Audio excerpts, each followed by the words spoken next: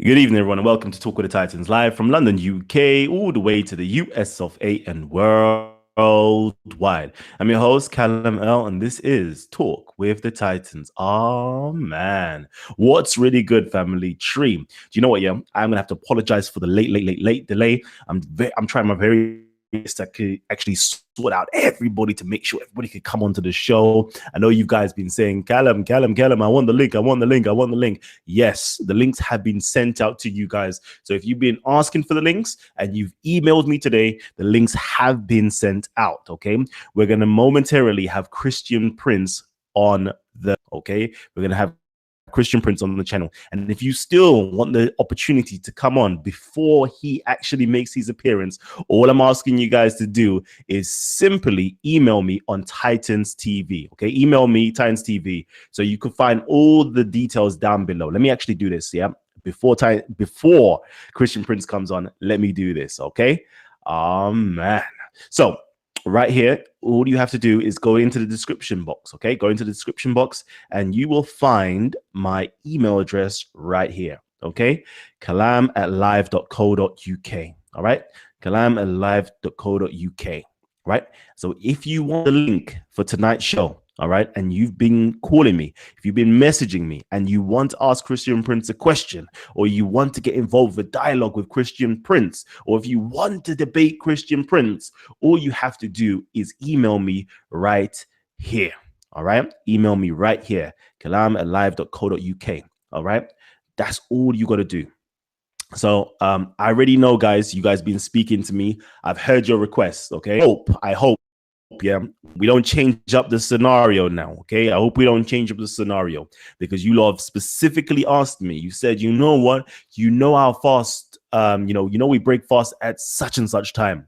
Please, can you prolong it? You know that Muslims are going to be doing, the Taraweeh prayers in the masjid. Please, can you delay it for such and such time? It's going to be unfair because please delay it, please delay it. And I've done my very best. And I'm sure Christian Prince has been doing his very best. He's been on since about 9:30 for a whole hour and plus 2 hours now, just manning his own show and continuing doing what he does best. All right. So we prolonged it as much as we could. All I'm asking you guys now, to do is simply inbox me if you would like to come on to the show. All right, inbox to the show, and we will sort this out.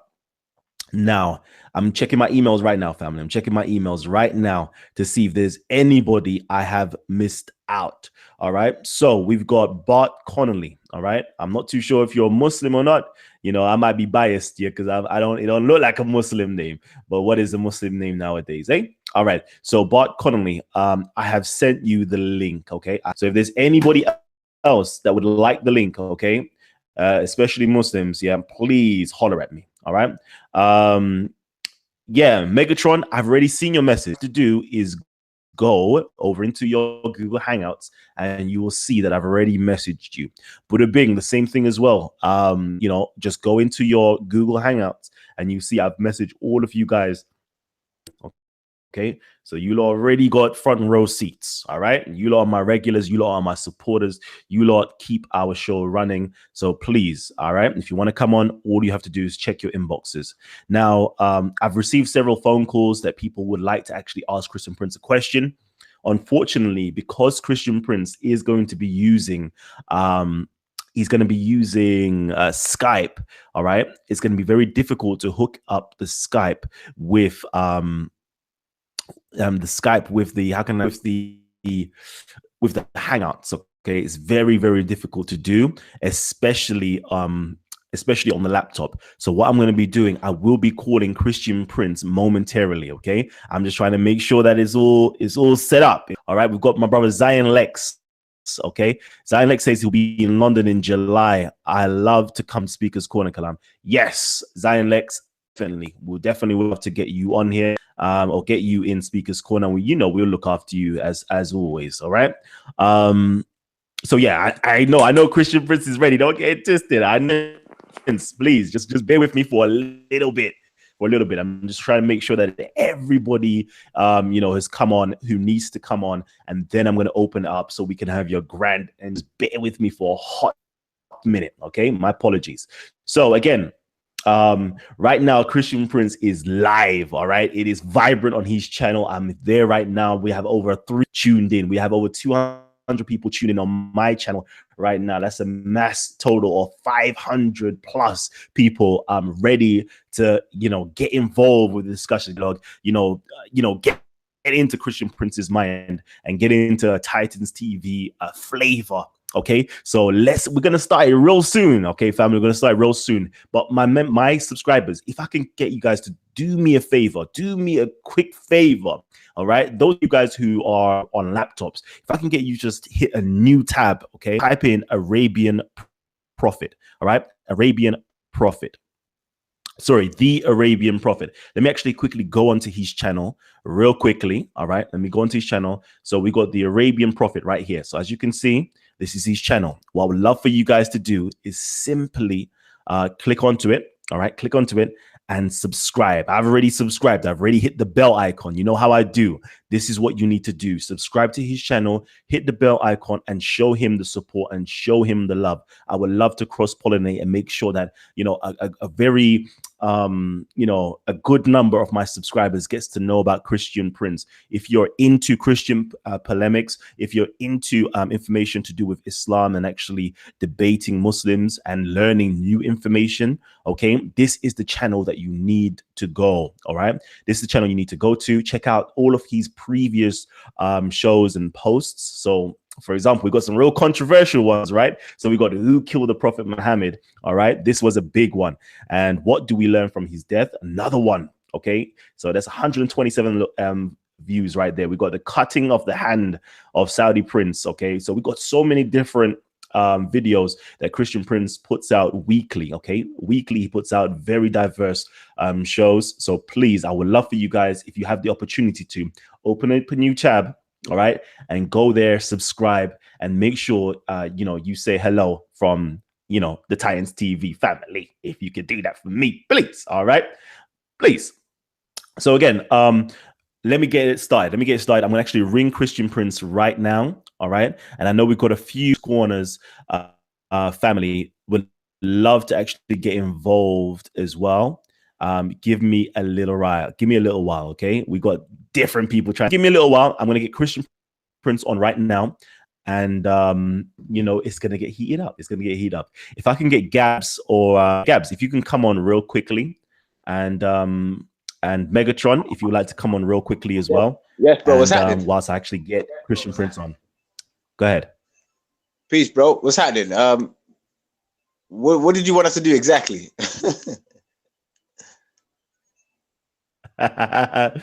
You know what? I just want you guys to filibuster real quickly. Let me know how you are feeling about Christian Prince actually coming onto the platform. What type of information you're looking forward to hearing. If you've got any questions for Christian Prince as well, come on, let's get it. Okay. Now, me personally, I'm actually excited because I remember the first time you mentioned about the brother to me. I went on his channel and I looked at a couple of his videos, and the brothers brought up some good points. Do you know what I mean? So to me personally, it'll be good to see how it'll be good to see how how he breaks down most of his knowledge and the information that he has. And what I would love to see is some of our Muslim brothers in the community and stuff to come on, Muslim brothers or sisters to come on and have a nice discussion and dialogue with him and see where it goes. So me personally, I'm just pumped, waiting to see when the brother comes on. So let's go. Megatron, what do you say? Can I just say, all right. I couldn't focus in college all day today because I was thinking about this debate. Christian Prince is the one Christian that puts the fear of Jesus into the hearts of Muslims. I challenge any Muslims to call in. If Zakir Naik was on Titans TV, I would be the first one there debating him. Muslims, do not be scared. Go on and we will see what happens. Yeah, money. All right. So we're going to get Christian Prince on right now. Right now, he's waiting to come on. I'm sure his audience members are pumped to see what's going to take place. So without much further ado, apologize again, okay, because I can't get him on via the screen, okay, but I can get his voice being heard. So let me get Christian Prince on right now for you guys. So Christian Prince, peace and love. You're finally on Titans TV. Christian Prince, can you hear me? Yes, I have for some reason double sound. Let me see why. Hold on, please. All right, let's see here.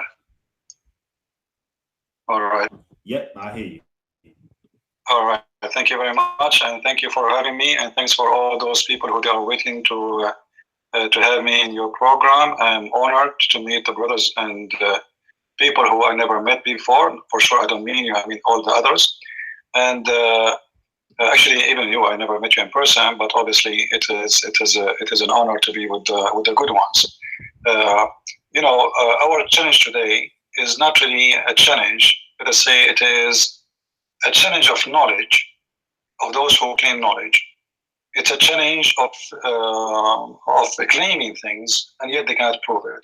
It's a challenge that why we lie to ourselves and we repeat a lie and we believe in the lie. It's a challenge why a human being, he cannot stand in the front of the mirror and look at his face and see how funny he is when he lies. So today is a great examine for the truth. You see, you do not tell me what is the topic, and I don't care, because if a person who is confident about what he believes in and what he is talking about, he will be happy and willing anytime, anywhere to take a challenge. So the Muslims, they don't do that. The Muslims, they are people who pick up a topic 2 months in advance, and then they go in the internet and they print 200 papers, and then they start throwing questions at you.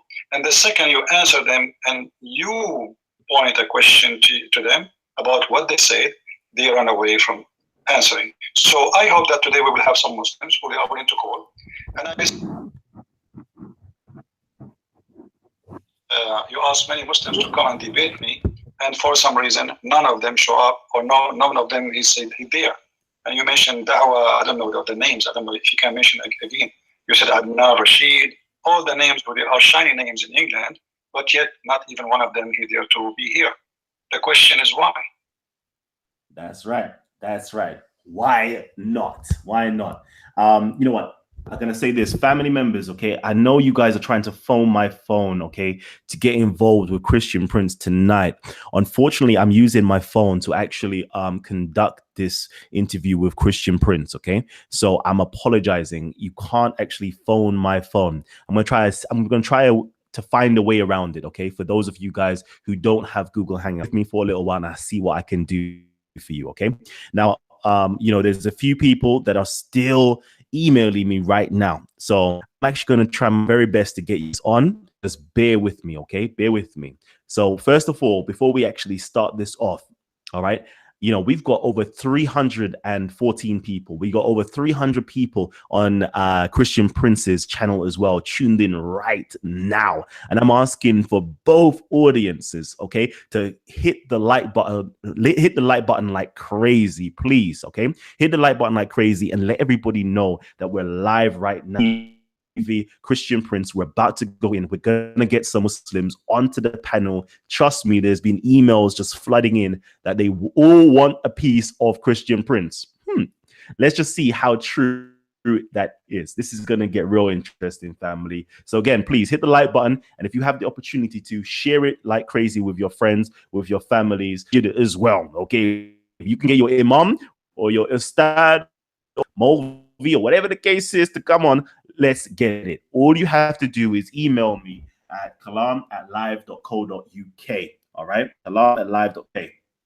Now, whilst that's happening, I'm gonna email you guys the link, and also I need to ask Christian Prince a few questions. All right, because we need to get of Christian Prince. I want to know, how long has Christian Prince been Christian Prince? How long has he been going at it? How long has he been diving into scriptures and trying to raise his brothers and sisters in humanity, into or away from, Islam and into Christianity. So I want to delve into that real quickly. So I'm going to ask Christian Prince some questions whilst we are getting other people to come onto the panel. So Christian Prince, all right. My first question to you is this: how long, have you been a Christian, and what was it that drew you away from Islam? First of all, I'm not an ex-Muslim. However, according to Muhammad, every one of us is born as a Muslim. And because of that statement, so you can say that you and me, and there's more than 5 or 6 billions, are ex-Muslims already. This is how funny Islam is. Now, how long I am a Christian? I'm born of a Christian family, but I am born with the Christ. Let us say every day I'm born with him more, getting more closer. I am a sinner man. I don't claim to be a priest or a bishop. I'm like everybody. And I ask God for forgiveness for my sin. And this is what we Christians believe in, that we are born with a Christ in every day in our life. And about Islam, since I was a child, Muslims, they challenge us as Arab Christians about our belief. Like they say the Bible is corrupt, Jesus did not die, Christianity is stupid, you name it. So, and I look around me and I could not find really people who they can answer the Muslims, because Islam is a violent religion, and nobody want to dare even to be involved in answering. Not because they cannot answer. There's many people that are educated, but very few, they, let us say, dare to get involved in this topic. So me, myself, I decided to study Islamic law, and I finished my degree in Islamic law, and I'm qualified to work as a judge in an Islamic Sharia court. But this is not how I get my knowledge, because in Islamic schools, they teach you really nothing. I mean, they praise Muhammad, they praise Allah. Everything is perfect. It's a perfect image of a God. His name is Muhammad. And if a prophet, his name is Allah, because the image is totally the opposite from what the Muslim they say. The Muslim, they say that Allah is God and Muhammad is a prophet. But if you think carefully about what Islam is about, you will notice right away that the God is Muhammad, and Allah is not even a prophet. He is just like a name used and abused for the sake of the glory and the benefit of this man. His name is Muhammad. So I study hard, and I spend long and many years of my life. And I have many books. If you go to Amazon.com, you can search for my books. Just type Christian Prince, and you will find many list of my books. And actually soon, by maybe the coming week, we will have, in a few days from now, we will have my book. It's called Sex and Allah, about the sexual teaching of Islam, is going to be published very soon. So my mission is long, and my trip is long, and this is how you build your knowledge. Nothing happened. Nobody is born with this knowledge. Very true. Very true. Okay. So you know what? I never knew. The news to me. I'm learning every single day about Christian Prince. Okay. So family. What I'm going to say is this: a lot of you guys, I've seen your messages via Facebook. I've seen your messages via the email section, right? And I've sent you guys the links. All right. So all I'm saying is I'm waiting for you guys to come on. We've got somebody from Yemen, all right, saying that they're looking to come on in a few minutes to debate Christian Prince. All right. We've got a Sufi saying that he's ready to come on also and debate Christian Prince. Right. So just simply waiting for you guys to fully turn up and attend. All right. There's no excuses. There's no excuses right now. You've asked for the link. I've provided you guys with the link. So let's see what's going to happen. So family members, okay, I'm only going to accept, because I see a few of you guys are trying to come in, and I'm only going to accept messages, or phone calls, or sending out links to people who are actually Muslims. Right now, Muslims are the priority. Okay, Muslims are the priority. So as soon as we get all the Muslims on, then I can add additional people, additional Christians or atheists who would like to actually dialogue with Christian Prince. So just bear with me. All right. So right now, if you've got Bob as well, Bob the Builder, okay, I've seen you as well. Please, can you just inbox me, send me a message, okay? Send me a message for any questions that you have for Christian Prince as well, because unfortunately, the number, I can't get a number up and running in time. All right, so please just send a message. All right, continue with the conversation with Christian Prince. Is everybody ready? I just want to check with the audience, check in with the audience. Is everybody ready? How is everybody feeling? Is everybody pumped up? Let me know, family. Up. We All right. pumped, baby. We pumped. We pumped, baby. All right. So I've actually got a question. Yep. I've got a question for Megatron. Okay. And Megatron asks, actually, you know what? Let me do one better than that. Megatron, if I can get you to come on and actually ask Christian Prince a question, please. Christian Prince, can you please talk about Muhammad's experiences and submission to the devil himself, please? Yeah, one of the strange things about Islam, that the Muslims, they say that Muhammad is supposedly, or the whole idea of Islam is against the devil. But if you go in details in the Quran and in the Hadith, you will find that the devil is a good Muslim believer, and he was a person who been, like, let's say, guided by Allah to be the enemy of the prophets. So Allah, he says in the Quran that he is the one who made for every prophet a devil as an enemy for him. However, Muhammad in the Quran, in one of his weird teaching, he said that the devil came to him, and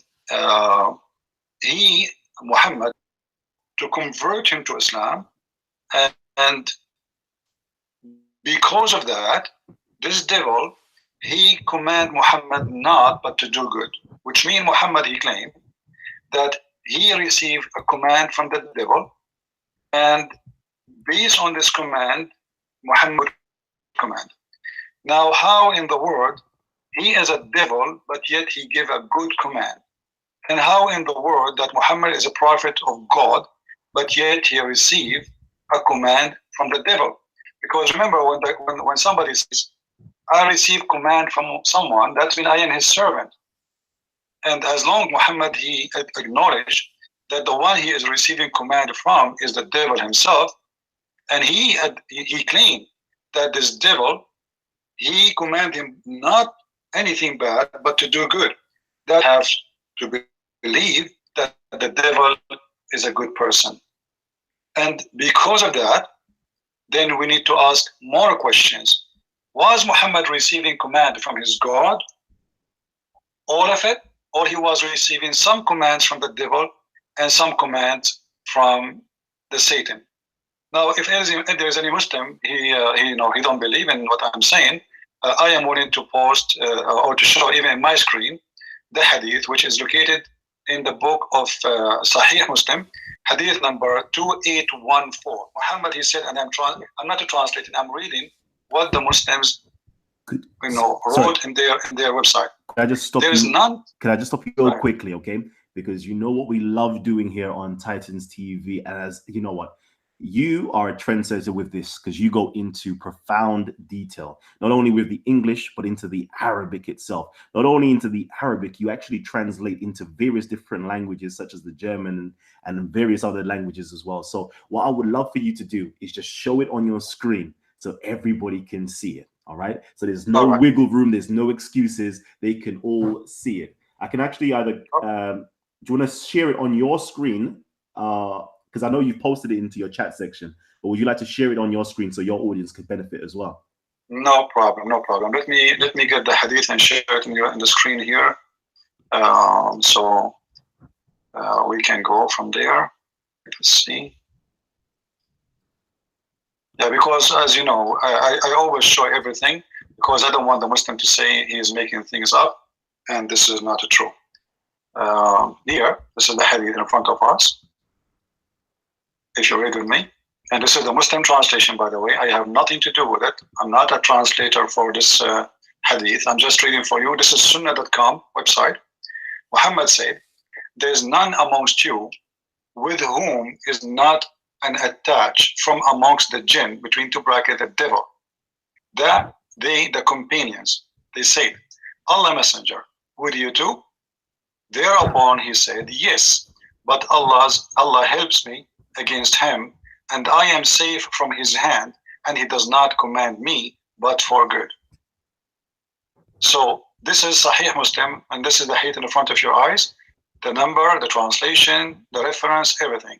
So Muhammad here, he admit with no question that he is receiving command from the devil. Now, where we can find the good command of the devil in the hadith and in the Quran and in the life of Muhammad? Because as long Muhammad acknowledged he received command from the devil, then we need to ask, what are the commands? And as long we know that Muslims, they copy whatever Muhammad he said, even about going to the bathroom, which of those commands is coming from the devil, which is called quote unquote good command, and which of the command is coming from Allah? Is the command, the good command of the devil, is in the Quran? Is it only in the life of Muhammad? Is it in the hadith? It is about how to pray. Is it about how to fast? What the shaitan was giving Muhammad as a good command? If there's any Muslim willing to answer, I would be happy to hear. Whew. So again, we're waiting for my Muslim brothers and sisters to come onto the platform, right? We're still waiting. The links have been sent out, all right? And you know I'm being a bit cheeky when I say, you know, you guys are scared and all those things there. I'm actually causing some hype and drama. So don't take it to heart like I really are trying to get at you guys that way. But at the same time, though, hold on. You know, I have to do my face right now. But at the same time, though, it's quite interesting. The show been running for, let's just see how long the show has been running for. The show has been running for over 25 minutes now. And we posted out the links, you know, about 45 to 35 minutes, a good 15, 20 minutes before Christian Princes come onto the show. All right. Before we've even started the show, we've posted you guys out the links first. Before I've even posted the link to Christian Prince himself, I posted the link to you guys. Why? Because you guys are priority right now. And I'm not saying that to belittle you know, my beloved brother Christian Prince. No, I'm saying it is because we are doing this. Okay. Prince, everybody else who's involved with these types of movement are doing this because we have love for you guys. If we see somebody that's you know, drowning in ignorance, all right, if we see someone that's drowning in ignorance, the only thing that's in our hearts to do is to literally put down our hands and get you up out of drowning from ignorance. Whoa, what's going on now?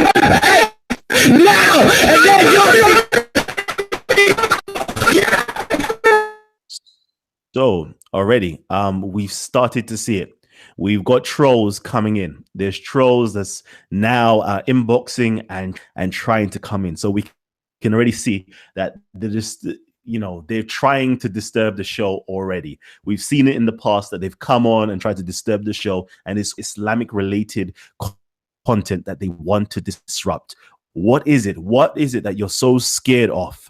All right. And I'm going to say this to you guys, okay? Because you trolls that are coming on making your religion look so bad. You're making your religion look so desperate that the only thing that you can do is attack other people. The only thing you could do is troll. The only thing you could do is hijack, okay, something like this, which is to be educational and informative. Is your religion is. Let me know. Because so far you're proving it to be such. And I don't believe so. You know, I've got high respect for your religion, but it's you're proving to have it right now. All we need you guys to do is to come on and educate yourselves and educate our own audience. If you believe that Christian Prince is wrong, guess what? Tell him, show him, cite you where you believe he is wrong. And we can all benefit and learn from a dialogue that you guys can take and have. So let's continue with my brother Christian Prince. And again, we're still waiting for you guys to come on. Please, no more trolls, because I'm sure we have 400 people over here on Titans TV. We have over 330 people on Christian Prince's channel, and we all are here to benefit and we're all here to learn. Do not disrupt our ability and chance to learn from a mighty titan such as Christian Prince. Anyways, so Christian Prince, I don't know if you wanted to continue where you've left off, and I'm going to see if we can the idea of Shaitan commanding a prophet of God, and he is the one who mentioned that. And then we hear in the Quran, as an example, if we go in the Quran, the God of Muhammad supposedly is talking, not him, not Muhammad. This is the God, supposedly Allah, saying, وَكَذَلِكَ جَعَلْنَا لِكُلِّ نَبِيٍّ عَدُوًّا شَيَاطِينَ الْإِنسِ وَالْجِنِّ. If we go into translation, as you see, I'm using Muslim translation, chapter 6, verse 112. It says, Allah saying supposedly, likewise did we make for every messenger an enemy, evil ones among men and jinns. Now, here in the translation, it says evil ones, but the fact in Arabic, it says shayateen. So Allah is saying that He is the one who made the enemies for every prophet. The shayateen are serving Allah by being enemies. If you read with me here the translation, as you see Muslims in front of your eyes, and thus did we make for every prophet an enemy. Who is the one who made an enemy for every prophet? It is Allah. And what He is making as an enemy, the shaitans. So here we ask ourselves, is a shaitan is a good guy or a bad guy?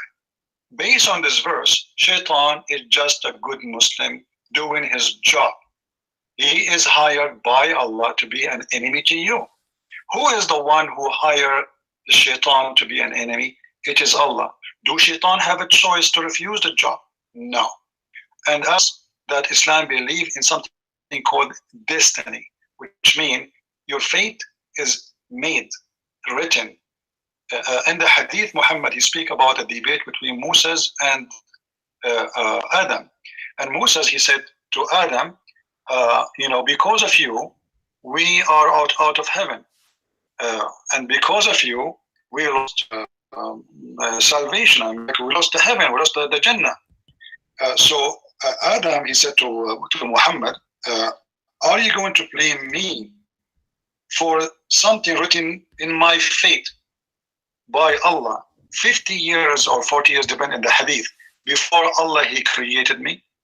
So here you will see that even the sin of Adam was not a choice of Adam. And Muhammad here, the most important, Muhammad, he agreed about this, about the statement of Adam against the statement of Moses, that this was the fate of Adam, and we cannot blame Adam for such a sin. If you read with me in the screen, I'm showing it, and this is the hadith, which is you Muslim translated. You Muslims have it in your books, and this is Sahih al-Bukhari. In the hadith, it says, the Prophet and Adam, the Prophet Allah said, argued, each with each other. Musa said to Adam, Adam, you are the one, you are our father who disappointed us and turned us out of paradise. Then Adam said to him, O Moses, Allah favored you with His talk, which means He spoke to you indirectly, and He wrote the Torah for you with His own hands. Do you blame me for an action which Allah had written in my fate 40 years before my creation? So Adam, and Muhammad now is the one continuing talking, so Adam confuted Moses, which means he refuted Moses. Adam, and Muhammad repeating that, Adam refuted Moses, Adam refuted Moses, Adam refuted Moses 3 times to confirm that Adam is right and Moses was wrong. And based on this, that the sin of Adam itself is the sin of Allah, because if Allah is the one who wrote for Adam before he became, and Adam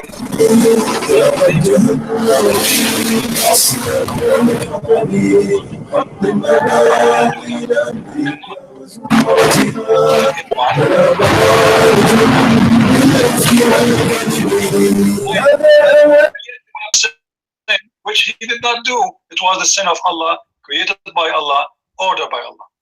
And based on that, if we go back to the chapter in the Quran, chapter 6, verse 112, where it says that Allah, He made for every prophet a shaitan as an enemy, here we understand that the shaitan who misguided Adam is the same shaitan who misguided the prophet. Why? Because this was the plan of Allah, and those people, they fail because Allah planned for them to fail. So here we need to ask ourselves a question. Why shaitan is a bad guy then if he command Muhammad good command? If he is a Muslim, if he obey Allah, and if this, why Adam was kicked out of heaven, if this is the sin of Allah, and he have no choice but to do it, and it's written for him 40 years before he created them? Why shaitan is not considered God for Muslims, or let us say at least he is he's a saint when he is obeying Allah in total obedience. This is what the Quran says, and this is what the Hadith says, and this is what their Prophet said, not me. How they can answer that? Ooh-wee. All right. I think it's getting a bit hot in here, and I know it definitely is getting hot in here because we have a long through. So again, I'm going to call out to my Muslim brothers, okay, to see if you guys are able to come onto the platform. All right. And, speak up if you can. If you can't speak up, okay, I'm going to allow you the opportunity to grill Christian Prince. Okay. I'm going to allow you, okay, to be on the charge. All right. I'm going to make sure that you're not on the back foot. And I'm going to say this over here at Talk with the Titans. We have 3 rules. Rule number 1 is to keep your mics muted at all times. Rule number 2 is to respect the cipher of our Titan. So therefore, if our Titan is speaking, please, we don't expect you to overtalk them. All right. And our 3rd rule is this. OK, this is a family friendly show. We've got children watching these shows. We got aunts and everybody tuned into these shows. So all we're saying is please respect yourselves, respect our audience, okay, members, and respect our panel members. So what that means, vanity and no ad hominem attacks, okay? We would love to keep it nice and friendly.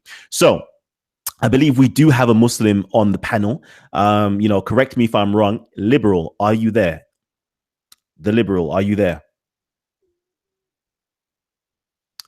Okay. The Liberal, if you're able to unmute your mic and speak, all right? Again, so he's not a Muslim. He's not a Muslim. Okay, so the Liberal is not a Muslim. So again, we're still waiting for all the Muslims that have asked to come onto the platform. All right, and regardless if you guys try to troll or do whatever the case is, it don't matter. A backup channel with Christian Prince, and we're still going to be on there on Christian Prince's channel, and we're still going to be pushing forward this wonderful and great information. The more you guys try to troll, my audience members would now migrate over onto Christian Prince's channel. All right, and all the Muslims will be going on to Christian Prince's channel, and they're going to be getting that good information and knowledge. So no matter what you do, okay, it's always a win-win situation for us. So let's get it in. Do you know what? Yeah, there are a few more questions that let's see. Salman Mohammed, are you a troll or are you a Muslim that would like to ask a question?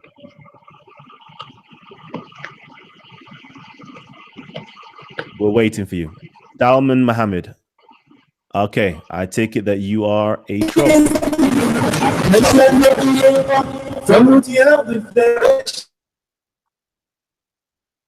Yeah, so again, Christian Prince, I apologize. This is what we deal with. I'm not enjoying this one. I am doing this long before you even speak about Islam once. Trust me. They cannot answer us, they cannot debate us, and they are very funny. And what is making more funny, maybe the one is calling you right now is the genie of Muhammad who converted to Islam. Maybe it's not a Muslim, because remember, the genie, the shaitan, who became a Muslim is a good Muslim. And maybe we can receive a phone call from him so he can debate me.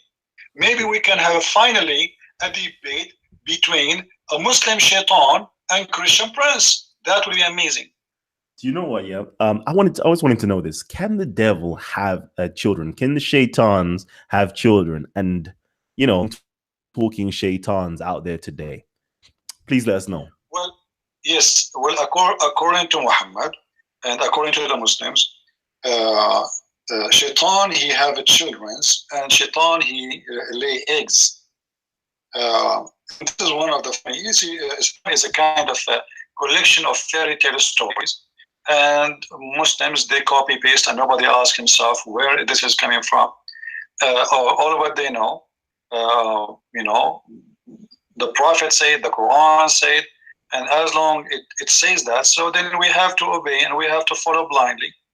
Now, the problem is, as long as you mention the story of the shaitan in the Quran, which is he is the enemy of every prophet, but Allah is the one who made him an enemy, then we will find Allah in the Quran saying, are you going to follow Iblis? Iblis supposedly is the father of the devil. Are you going to follow Iblis and his offspring and his offspring? So the Quran confirmed that Shaitan, he have offspring, but here we have a problem. According to Muslim theology, there is only one genie was kicked out of heaven because Shaitan is a genie.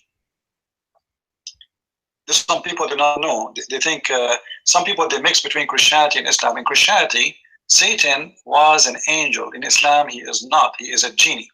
And this is what confirmed in front of us in the verse I'm showing you on the screen, chapter 18, verse number 50. This verse saying clearly that Shaitan, Allah, he ordered all the angels to bow down to Adam, which is very fishy and very funny, because why God, he ordered anyone to bow down to anyone except God?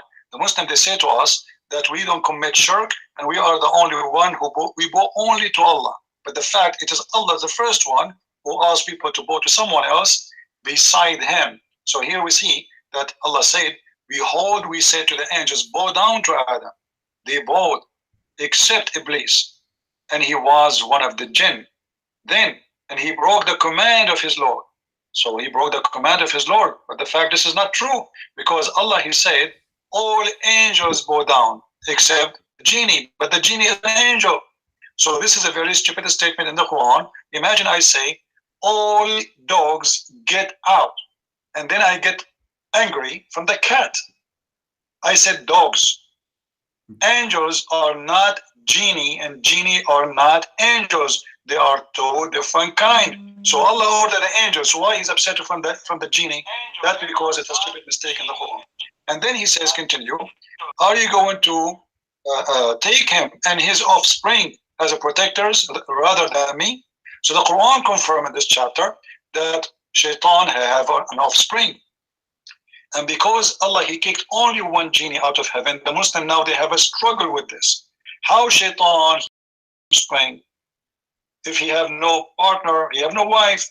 So they come with the method saying that according to what they learn from their scholars to prophet, that Shaitan, he have a penis in the right leg of his thigh, and he have a vagina in the left side of his thigh, the other side. And then when he want to have sex with himself, he shake this with that, and then this is how he have his children. And actually, every day he lay 10 eggs, and from every egg, he laid down 70 shaitan and 70 female shaitana. Shaitana in Arabic means female shaitan. So this is the madness of this religion, teaching us that there's a creature who is somehow transgender, I don't know what you call it, but he can have sex with himself, and he can make himself lay eggs, and he can have children just by sleeping with himself. In the same time, those children are male and female, which is funny, because if the father is male and female in the same time, why the children, the babies, are male and female? So obviously, it's a fairy tale stories, and Muslims, they love those fairy tale stories, and the Quran and the Hadith and the interpretation is full of it. And the more you read, the more you find how crazy this religion is. And you know what? If there is any Muslim, you want to say to me that what you said is a lie, I challenge you. Call us right now. Say, Christian Prince, I challenge you to show us in the screen the reference of Shaitan have a penis. I challenge you to show us where he have a vagina. I challenge you to show me where he can have the eggs. Why you don't Muslims, you call and challenge us, so everybody either will laugh at me or will laugh at the teaching of Muhammad. Jeez, my brother is going in right now.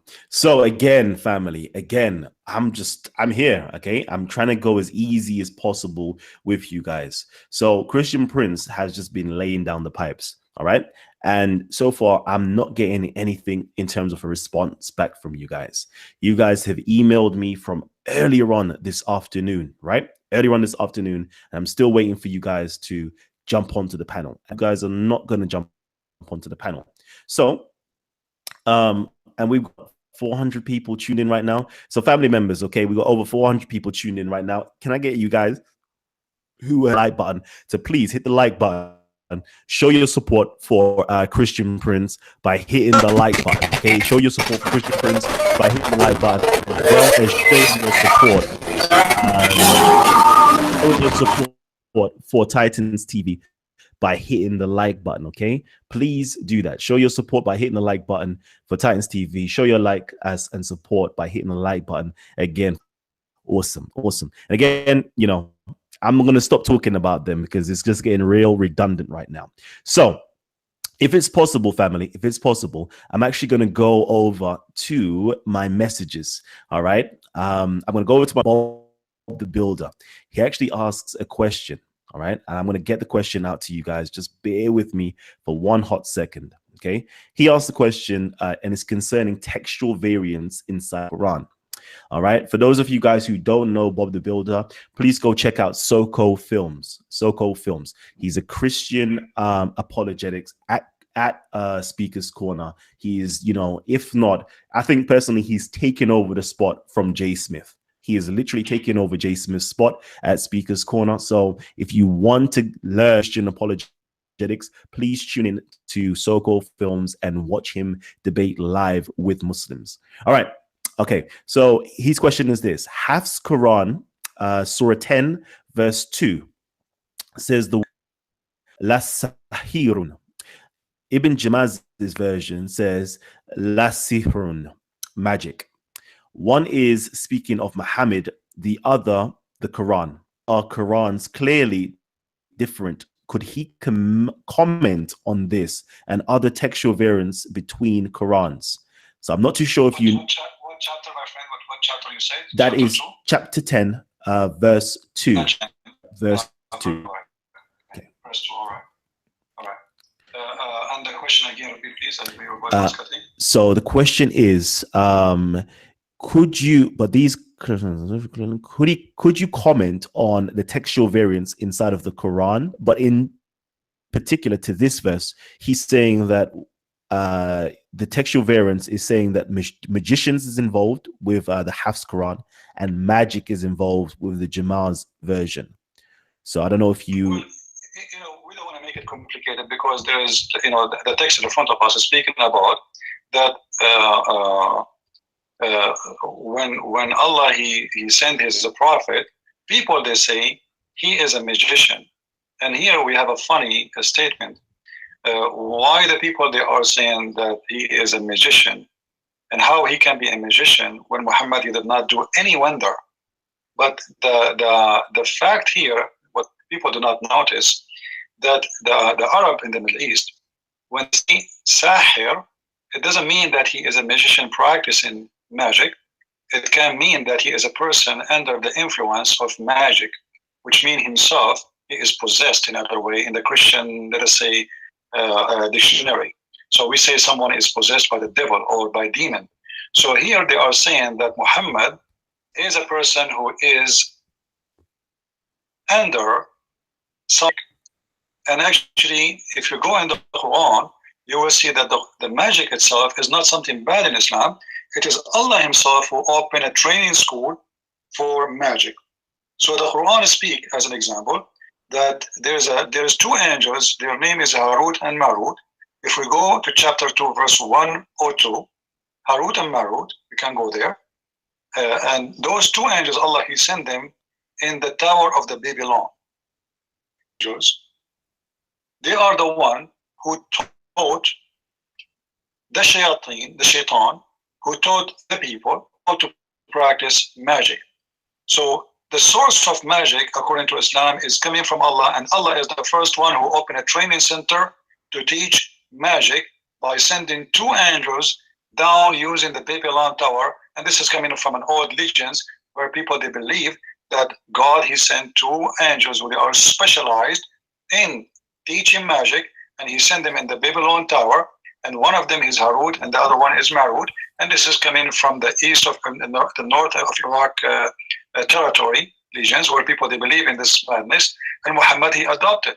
And then you will see here, it says that Allah, when he sent those two angels, he taught those angels to make a disclaimer, which means if before you join the school and you wanna join Harry Potter training, you have to sign a disclaimer. What is the disclaimer? It says, we are only for a trial, so don't do blasphemy. They learned from them the means to sow discord between the man and his wives. Allah, he sent 2 angels to teach magic in order to make the wife and the husband fight. If we go back to the verse you quote for me, which is accusing Muhammad to be a magician, under the influence of magic, here we find Allah, he rejects that, but yet he is the one who created the magic, and supposedly the magic is a trial from Allah. And then if we connect that to the verse we just quote before, that Allah, he is the one who appoint shaitan against the prophet, if you remember. He is the one who appoint the shaitan or shayateen against the prophet. So magic, and magic is coming from Allah, and Allah appoint shaitan to be against the prophet, and the prophet was accused that he is controlled by the black magic or by a magician, and this is all is the plan of Allah.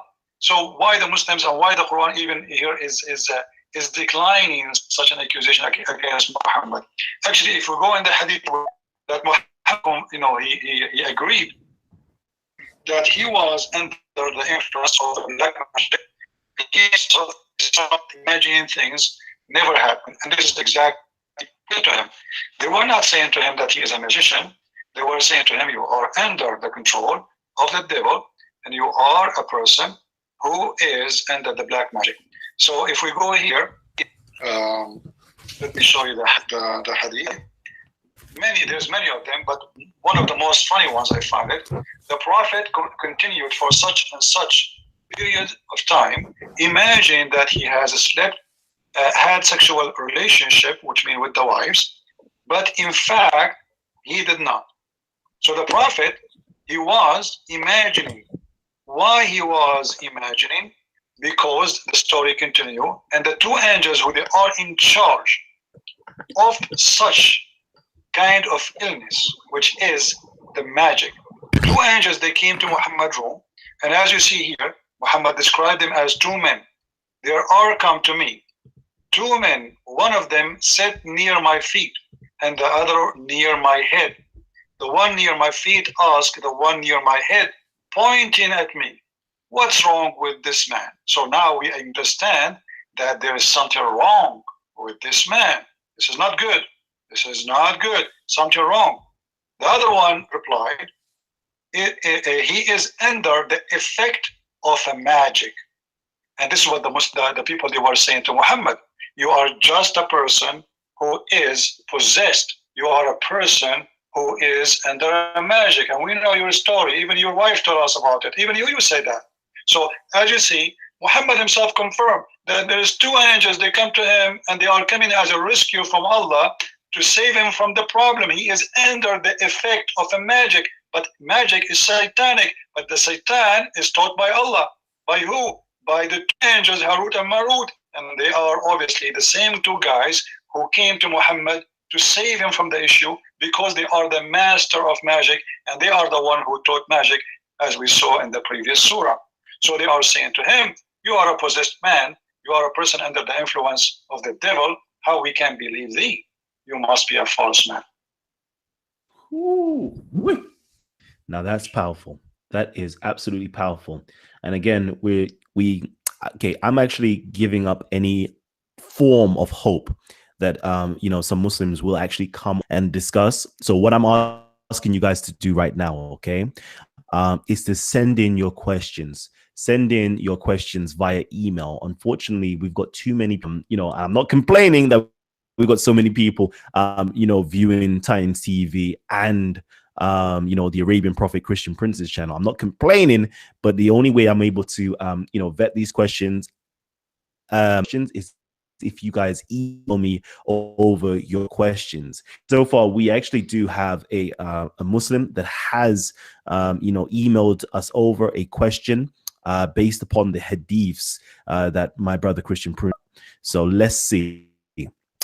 Give me 1 hot second, family. I'm just going to pull up the question right now, or the comment that was made. So this is made the name of Bin Hamud. Okay, Bin Hamud or Bin Humud says this. Hi, your speaker made reference to 2 hadiths at the start, but misconstrued its meaning. Sahih Muslim referring to the jinn. understanding is that the jinn, much like humans, are of tribes and nations. They are not all necessarily evil. Some are even Muslim, righteous, and all are subject to divine law and judgment. Allah commanded the jinn to serve Solomon, for example. The hadith did not make reference to Iblis, the fallen devil. It mentioned the jinn context as a whole. Number 2 point, or second point, the speaker references to a second hadith in which he mentions that Allah jinn to distract the prophets and to attempt to deviate them from righteousness. Muslims believe that there is no soul created so perfect as not to commit sin. The prophets too are not exempt from sin. This is a fact known to all Muslims. And I'm already going to say to you this.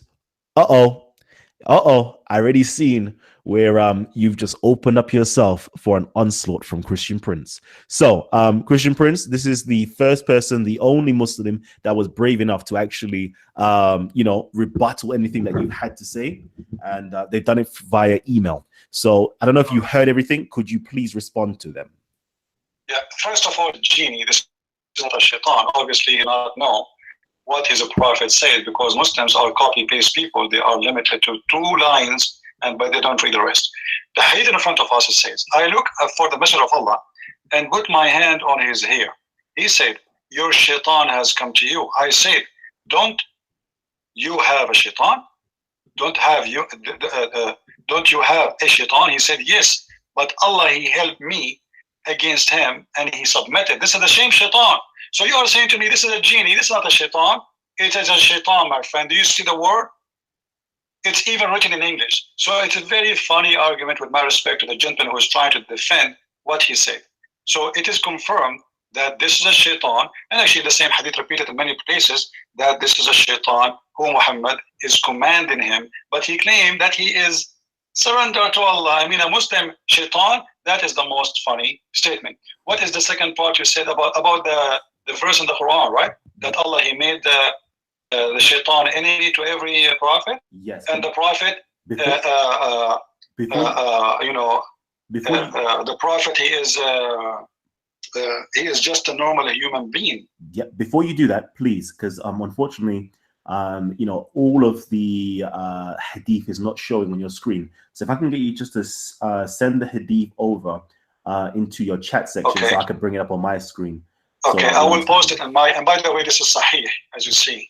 So they will not say, I will post it on my chat. I advise people because I don't want to open too many chat, and that will slow my internet.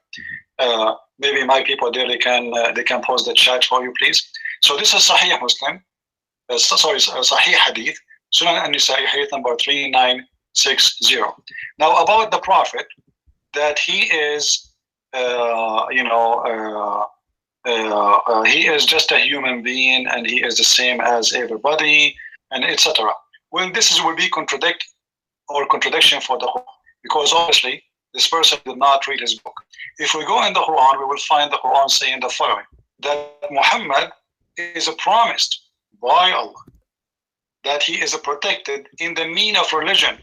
In the mean of what? In the mean of religion, which means nobody can fool him, nobody can command him, nobody can control him, no one. And if that is not include the devil, I mean, who is going to be included?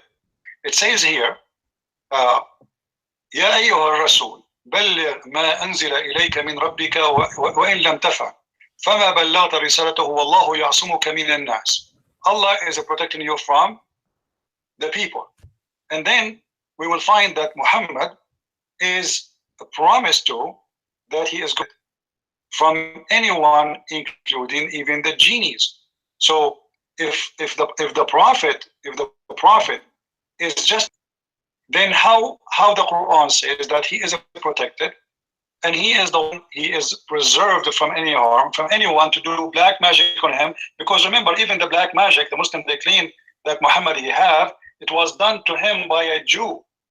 And this Jew, his name is well known. His name is Lubaydul Asam. Actually, the hadith we have in the one we showed you about the 2 angels, Even they mention the name of the person, and they claim that even his daughters are involved of this story. As you see here, it says, it was a guy, his name Aisha, she said, his name, the magician, his name is Lubayd ibn al-Asam, and he was a man from Bani Zurayq, and he is an ally of the Jews. So he is a person, a man, a human being, who made magic for the Prophet, but yet the Quran claimed that the Prophet is protected from mankind and even protected from the genie. But yet we find that the genie, who is a shaitan in this case, because this guy forgot that shaitan and genie is the same. Now he said something funny.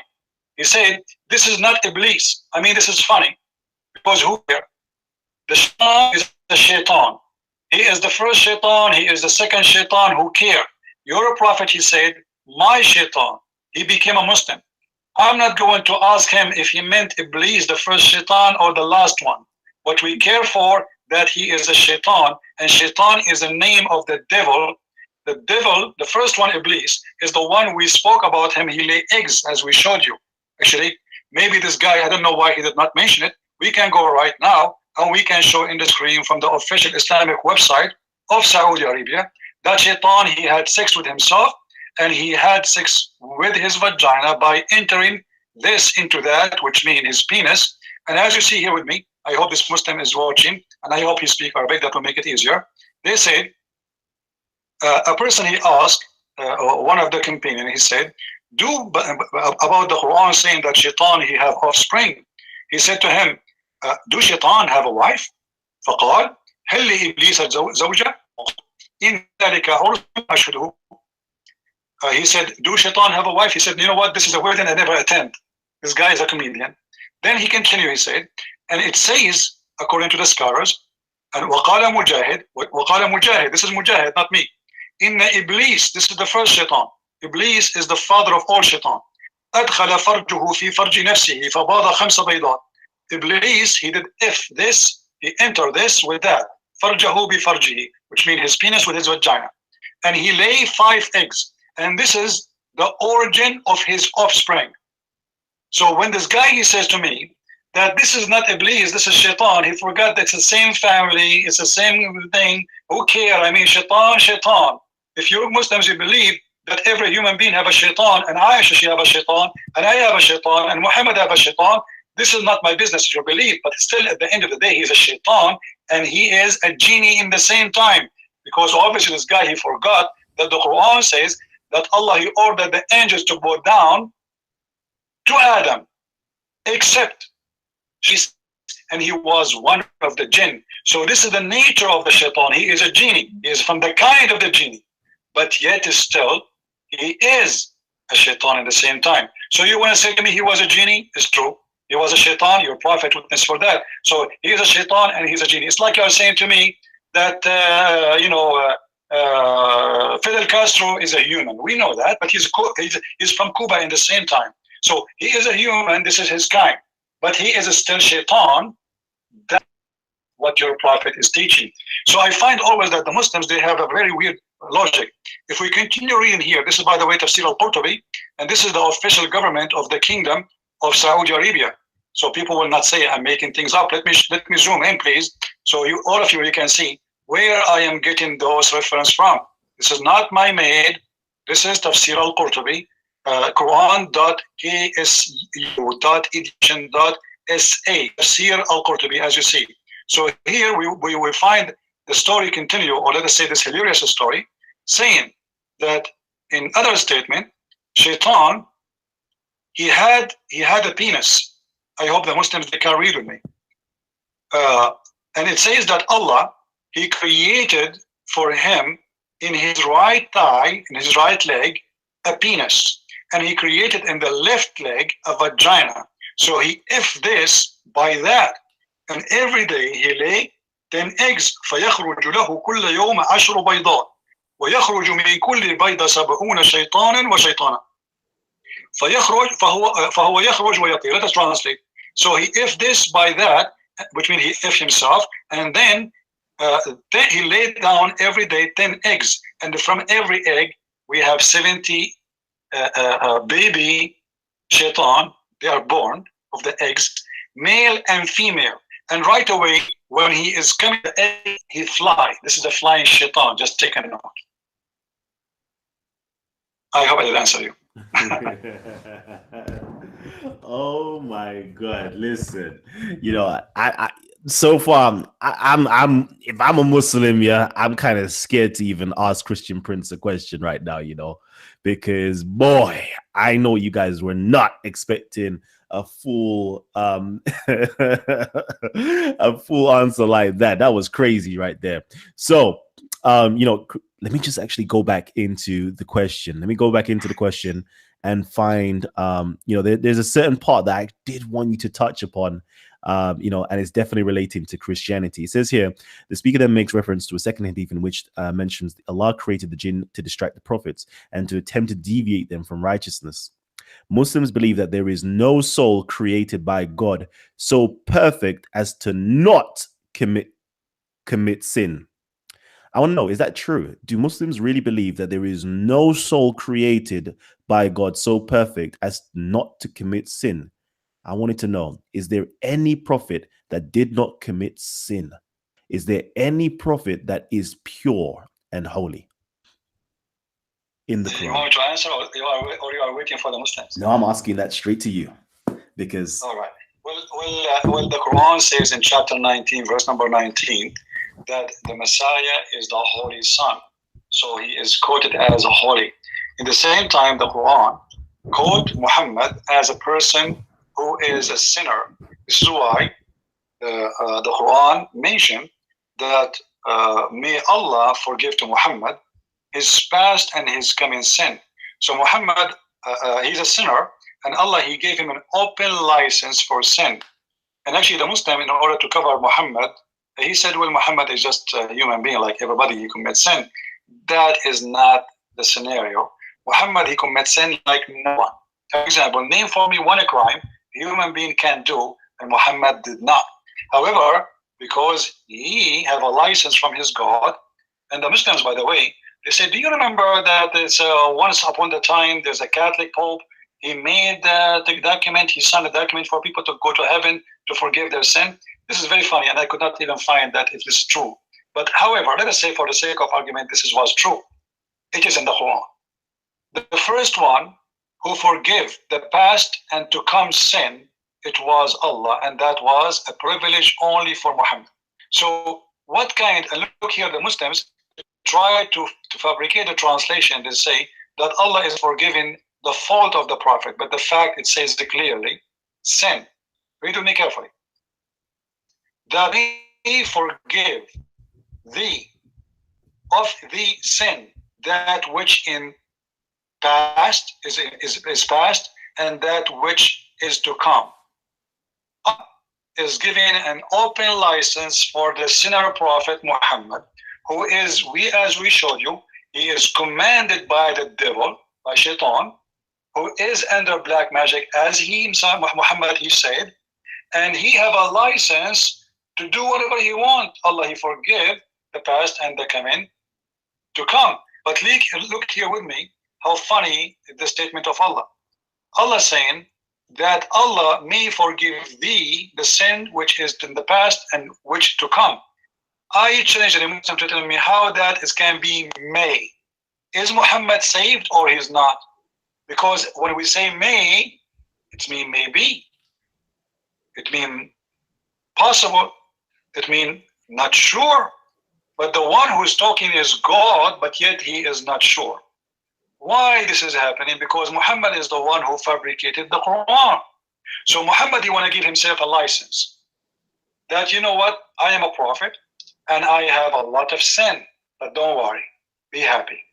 Allah, he just gave me a verse delivered to me by UPS saying, don't worry, be happy, your sin is forgiven. The one you did in the past and even the one you will do tomorrow. So don't worry about tomorrow's sin, do as many as you do. And the funny, the Muslims, they say that the Christians believe that Christ, he died in the cross, so their sin is forgiven. Well, we Christians believe that if we don't follow Christ, our sin is not forgiven. So when we believe in Jesus, that he died for us, does not mean we have a license for sin. Does not mean we have a document that says sin as much as you want. That is exist in Islam as you see. not in my Bible. Jesus said, not everyone says to me, Lord, Lord, will enter the kingdom of my Father, but the one who do his will. So you believe and you say, Lord, Lord, you are a hypocrite, false Christian, for you are not following what he taught you to do. Muhammad here, you do not need to follow Allah. He is a past sinner. Hello. He is tomorrow's sinner, and he have a license to sin. And not only that, we will find that the privilege of sin given to Muhammad wide open. As an example, Muhammad, he made it a logical sin. As an example, if we go in the Quran, we find that Muhammad, he said that any woman, she want to give herself to the Prophet so he can, I don't want to use the F word, but you know what I'm talking about, so he can do that to her. The Muslims, they say this is about to marry her. Let us say this is about marriage. But can you name for me one woman, Muhammad, a woman, she offered herself to him, she became a wife? We cannot find anyone. They offer for themselves for sex. And Muhammad, even that, he made it as a privilege for himself alone. So if we go in the Quran, we will find in chapter 33, verse number 50, that Allah, he gave Muhammad a privilege that any believing woman, she can offer herself to the Prophet so he can sleep with her. And this is only a privilege for thee only. Now, only the God of Muhammad, he have no worry in the whole world except making more opportunity for Muhammad to sleep with more women. Remember, Muhammad, he have already 13 wives. He have a lot of sex slaves. So why he need such a privilege as an addition? For he is Allah himself, and all what he need to do, just have you fabricate a verse, and women, they will come, line up in the front of his door, say, take me, baby. And Muhammad, he take advantage. Not only that, if you go in the verse after that, because Muhammad, he start receiving some ugly women. With my respect to everybody, I don't believe anyone is ugly, but I'm describing what happened here. He start receiving women offering themselves, but he don't like how they look like. So Muhammad, in order to get out of this, he said, you can take from them whatever you wish, and you can delay whatever you wish. So here, whatever you wish, whatever you desire, as you say, which means the woman, she offer herself, the Prophet, if he desire, will take her, not necessarily.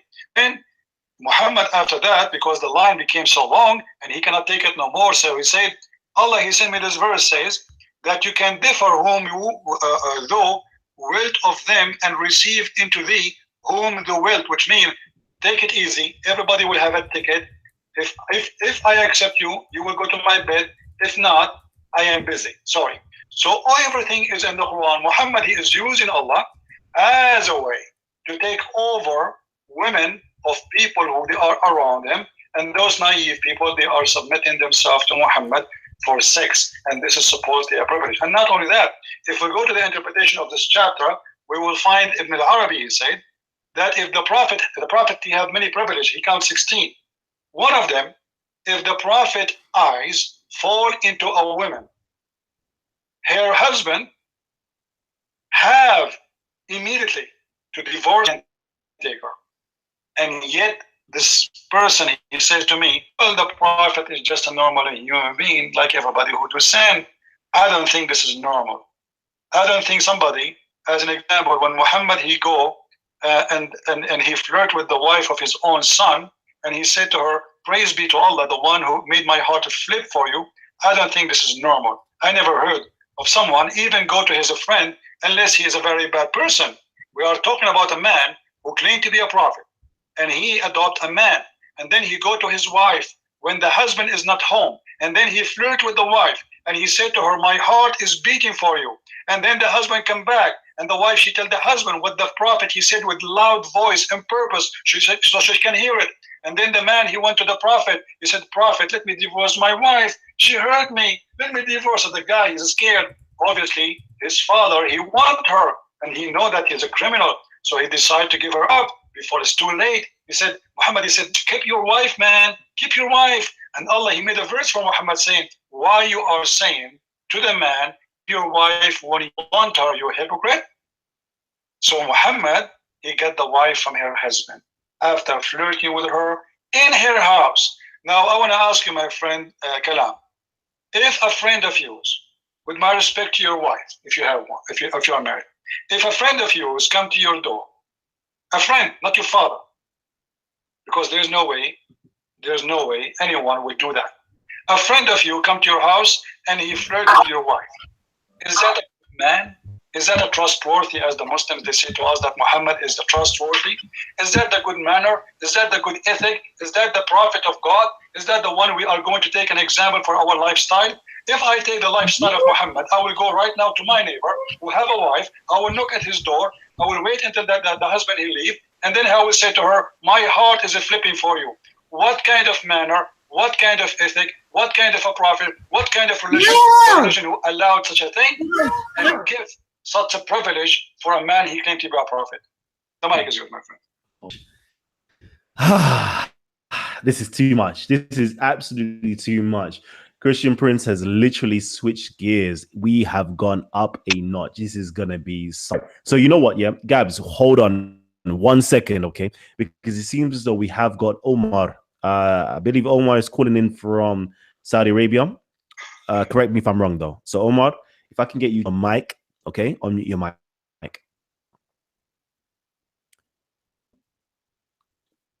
Okay, so it seems though you had something to say before, Omar.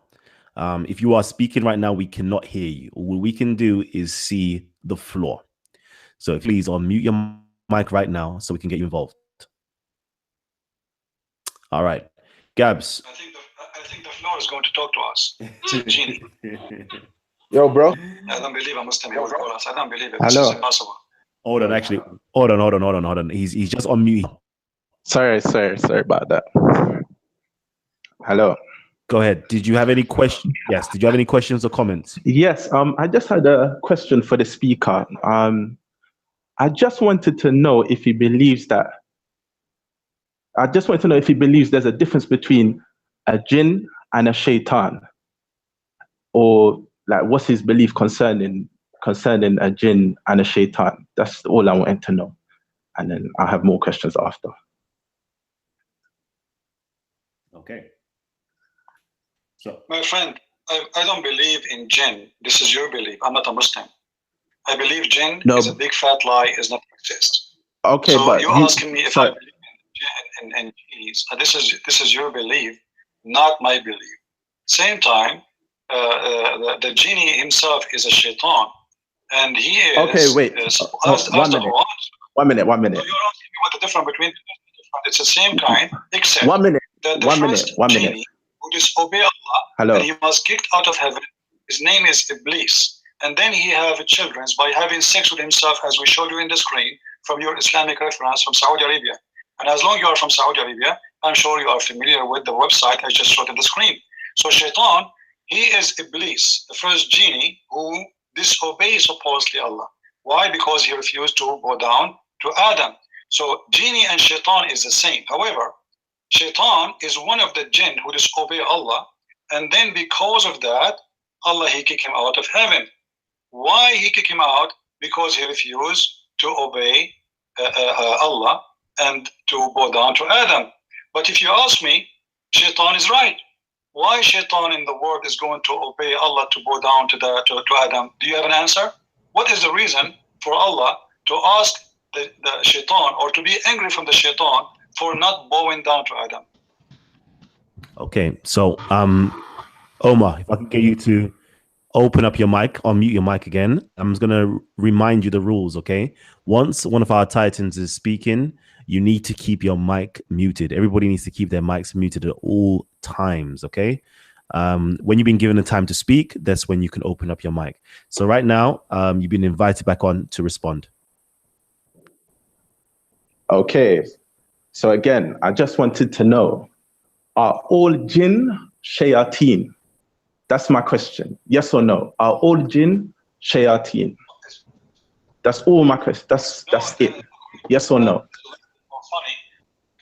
There's some jinns are Muslims, there's some jinns are Christians, and there's some jinns are atheists, and there's some of them they are communists. But I answered you, my friend. Regarding the hadith we mentioned about your prophet, he he said the word shaitan. My shaitan. He did not say only a genie. He is a shaitan. So the prophet was commanded by Allah. If he mentioned only the word genie, then you can say, well, maybe this is just a normal genie. But he said the word shaitan, not me. What do you call that word? All right, go ahead, Omar. Omar, are you going to respond? Hello. So he's saying not all jinn are shayateen. Is that what he's saying? Because as Muslims, we believe that every human being is assigned a jinn. Every human being assigned a jinn. Now, all mankind, wait, 1 minute. 1 minute, 1 minute. All mankind are assigned. Read with me. Hello. Read with me carefully. It was narrated from Ubaidah ibn al-Walid, etc. I look for the messenger of Allah, and the one is talking is Aisha, and I put my hand on his hair. He said, "Your shaitan has come to you." I said, "Don't you have a shaitan?" Shaitan, not a genie. He said, "Yes, but Allah, He helped me against him, and he became a Muslim." And let me show you the word in Arabic. As long as you claim to be from Saudi Arabia, let us see if you can read Arabic, which is going to be funny if you are from Saudi Arabia, but yet you do not know Arabic. It says, قد جاءك شيطانك فقلت أما لك شيطان فقال بلى ولكن الله أعانني عليه فأسلم. It came to you, your shaitan. She said, and don't you have a shaitan? He said, yes, I do. But Allah, He helped me against him and he became a Muslim. We have a Muslim shaitan, my friend. Shaitan, he did not say a genie. The word is in front of you. And this is your Muslim translation. And this is your Muslim website. And this is your Muslim hadith. And the one is talking is your prophet wife, Aisha, reporting the speech of your prophet. The mic is yours. Hello. Omar. Yep. Hello. So what the speaker is saying, that a shaitan cannot become a Muslim. Is that what he's saying? And if he is, can he provide proof for that? Because at the end of the day, a shaitan can be from amongst mankind and from among jinn kind. And the most evil person can accept Islam. All that shaitan means in English is the rebellious one. Now, that doesn't necessitate that a shaitan or somebody who from mankind cannot accept Islam. Whether they're bad, whether they're good, Islam's open for anybody. So what point is he trying to make? Can he clarify his point? My mic? Yeah, go ahead. He just admitted that he as a Muslim believe that shaitan it's possible for him to be a good person. The question is, where do you get this from? Shaitan is a shaitan, and your God, He announced him as the enemy of mankind. I will send you, and I will make you their enemy. I will make an enemy for every prophet, a shaitan. So shaitan, and notice here that Muhammad is describing this person after he converted to Islam, saying that he's a shaitan. He called him shaitan. He did not say he is a Muslim. He didn't say he became a genie. He said still he is a shaitan. So he is a shaitan and he's a Muslim at the same time. Shaitan is not a good person. And I have a challenge for you. Can you show me one verse in the Quran stating that shaitan can repent? Because that would be a great idea. What do you say? Say that again. Sorry, can you repeat that for me again, please? Sorry. Can you show me a reference from the Quran saying that shaitan, it is possible for him to turn and to be a good person? Who's he? First of all, when you say he, who are you talking about? Iblis or Shayateen? Iblis, 1 minute. Iblis is not. Iblis. Say that again. God, He mentioned shaitan. He mentioned Iblis. So now Muhammad, he mentioned the word shaitan. So let us focus with the word shaitan. Is it possible, according to your religion, that there's a shaitan, he can repent to God and be a good person again? Can you show me the reference? No, that's for you to show me. At the end of the day, shaitan is from jinn kind. I'm not the one who believe in this. You're asking me for the wrong. I believe in the opposite. I believe shaitan is always a bad person. It is your prophet who said shaitan is a good man. Shaitan became a Muslim. So commanded to do good. You are asking you me have now to you prove have myself. 1 minute, 1 minute. You have I am rebellious. the one who say against what you say. So when you say something against, you have to prove to me that I'm wrong. At the same time, you said that the is saying, I am not saying that. I'm showing you what your prophet said.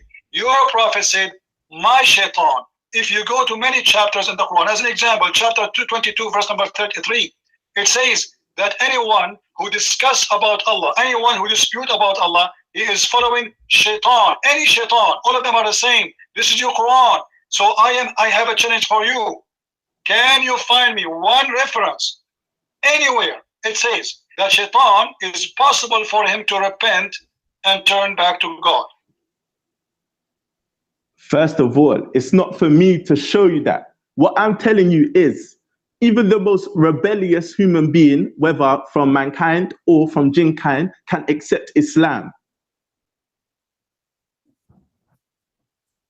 Shaitan, all shaitan means, one minute. All shaitan means in the English language is the rebellious one. So you can have shayateen from even amongst Muslims. Those Muslims who are evil and carry out bad acts, they can still be classed as shayateen. That does not necessitate that they're not Muslim. Or somebody who's rebellious, that doesn't necessitate that they cannot accept Islam. Even Iblis. My friend, this is how One minute. Even Iblis. Talking about the shaitan, who is a person mentioned in the Quran as he's one of the jinns. And your Quran saying clearly that shaitan is the bad person and he is the enemy. If you go to chapter 2, verse 168, it says he is your most aggressive enemy. خطوات الشيطان إنه لكم عدو مبين. So you are comparing between a friend in the street, saying this guy is a shaitan. This is a metaphorical statement. We have nothing to do with it. We are talking about a shaitan. The one who is called shaitan in the Quran is not a person. His name is a Christian prince or his name is Umar. We are talking here about a shaitan who is one of the jinn. He is not a human being. And Muhammad is saying to us that he have a shaitan who became a Muslim. And when I asked you, because you are trying to say to me, is it possible that the shaitan became a Muslim? Why not? You know, he repent. I'm asking you, can you show me any reference in your Quran that says that shaitan can be a good person? Because that means shaitan is a good person in his heart. That's mean I can, you see, when I debate somebody, he's a Muslim, and then he became a Christian, that's mean in his heart he have something good, and he accepted the Christianity and he became a Christian. Or it's the opposite, that is saying, you debate me and you made me a Muslim. You will say in yourself, oh, Christian prince is not really what we thought. In his heart, he has something good. So we converted him to Islam. We are talking about the devil, who is pure evil. And Allah, he cast him out of heaven. And he cursed him. He is cursed. This is a curse. He is a cursed, and his property is cursed. So why you are saying to me something you can't prove? Can you prove what you said? You're talking about Iblis. You're talking about... You're talking about Iblis. You're not talking about shayateen. You're talking about Iblis, a specific individual. Iblis. Iblis is the first shaitan who have sex with himself. Who are you? Hello. We are not talking about Iblis, because your prophet, he mentioned shaitan. He did not say Iblis. Iblis is the father of all shaitan. He is right now he's retired. Iblis. So now answer about the question. Shaitan is the one your prophet he mentioned. He did not say Iblis. We are not talking about Iblis. Your prophet, he called him shaitan. Why he called him shaitan if he is not a shaitan? Is your prophet is weak in Arabic? Maybe he's a Pakistani boy, he doesn't speak with Arabic. He called him shaitan. He did not call him genie. Uh-oh. So you know what I'm going to do right now? Okay. I'm going to just switch it up small. I'm going to switch it up small. We can continue this dialogue, but let me switch it up because I know we've got so many different people want to get in. Muslims on first, okay? So I believe we have Moe. Moe, you're Muslim, right? Yo, talk to me. yes, can you hear me? Yes, I can hear you. Yes. Did you have a question?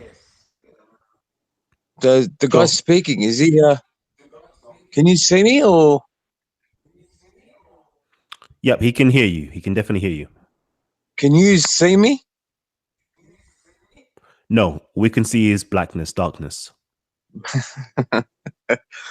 Okay. So this speaker, is he an Arab? Because I just tuned in. I was sleeping. I just woke up because I tried to get this done earlier, but you said you couldn't.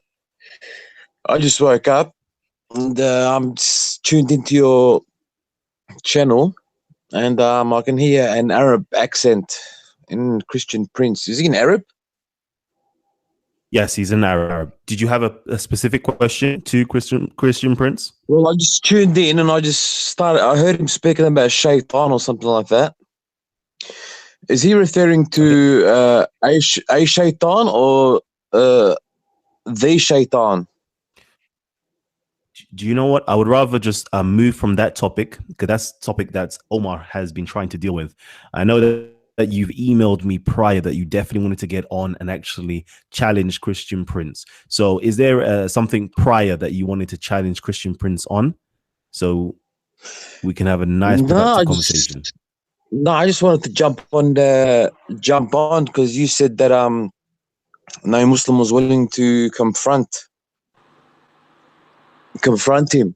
And okay, so stay on the line for a little bit. I'm pretty sure that Christian Prince may have a particular challenge for you, and see if you can respond and answer the question. Yeah. All right. Okay. So let me go. So stay there for the time being. I know we've got a lot of panel members want to get in. I'm going to go to somebody who hasn't had their voice heard so far. Gabs first, then I'm going to go to Buddha Bing. So Gabs, go ahead.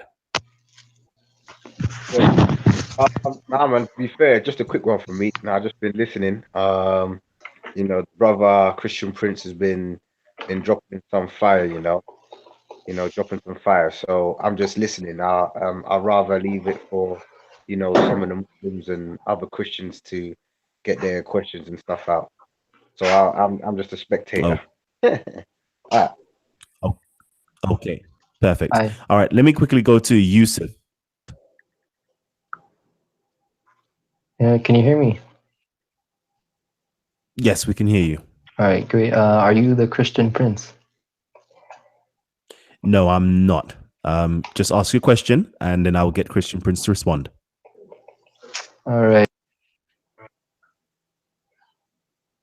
But I had a few questions before, but you guys can move on. I'll ask my question 5 minutes later, okay?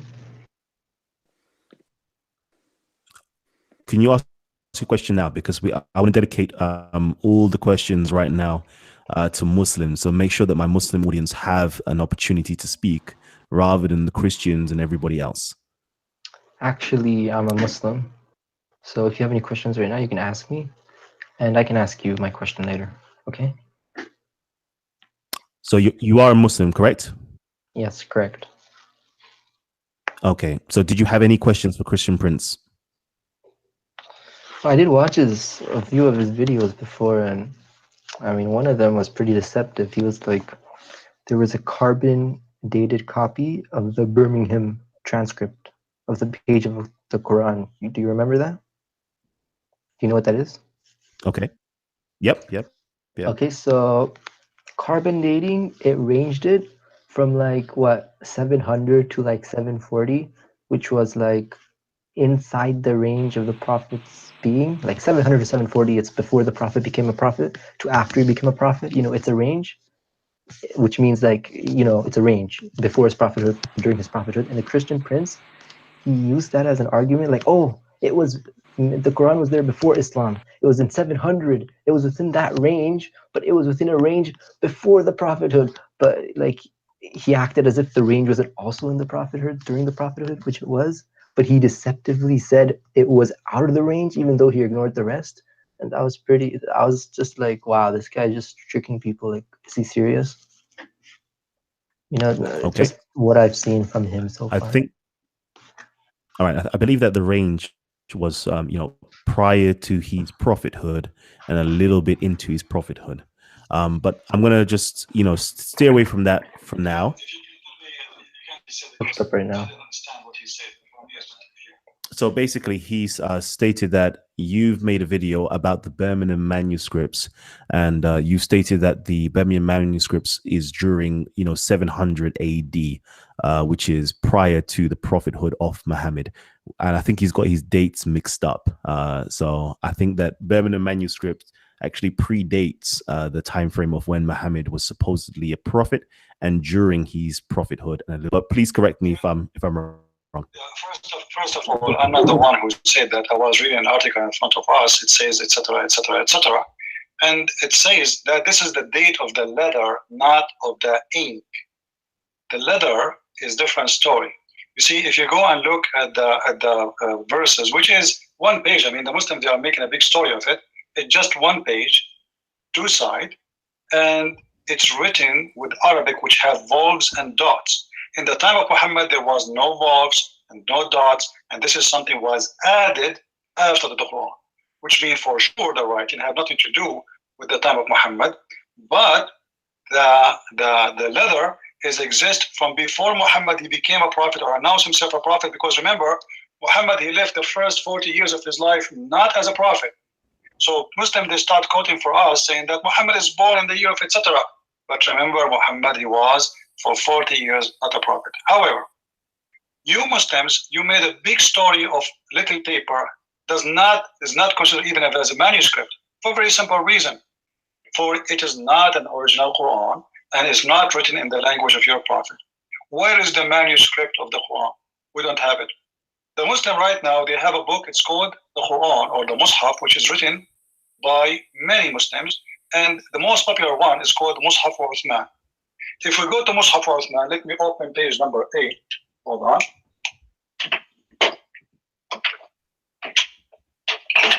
Okay, before you move on, let me address the point you addressed to me. You can open his Quran with me, please.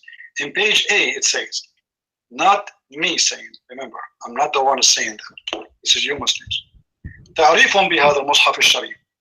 Introduction to this Mus'haf.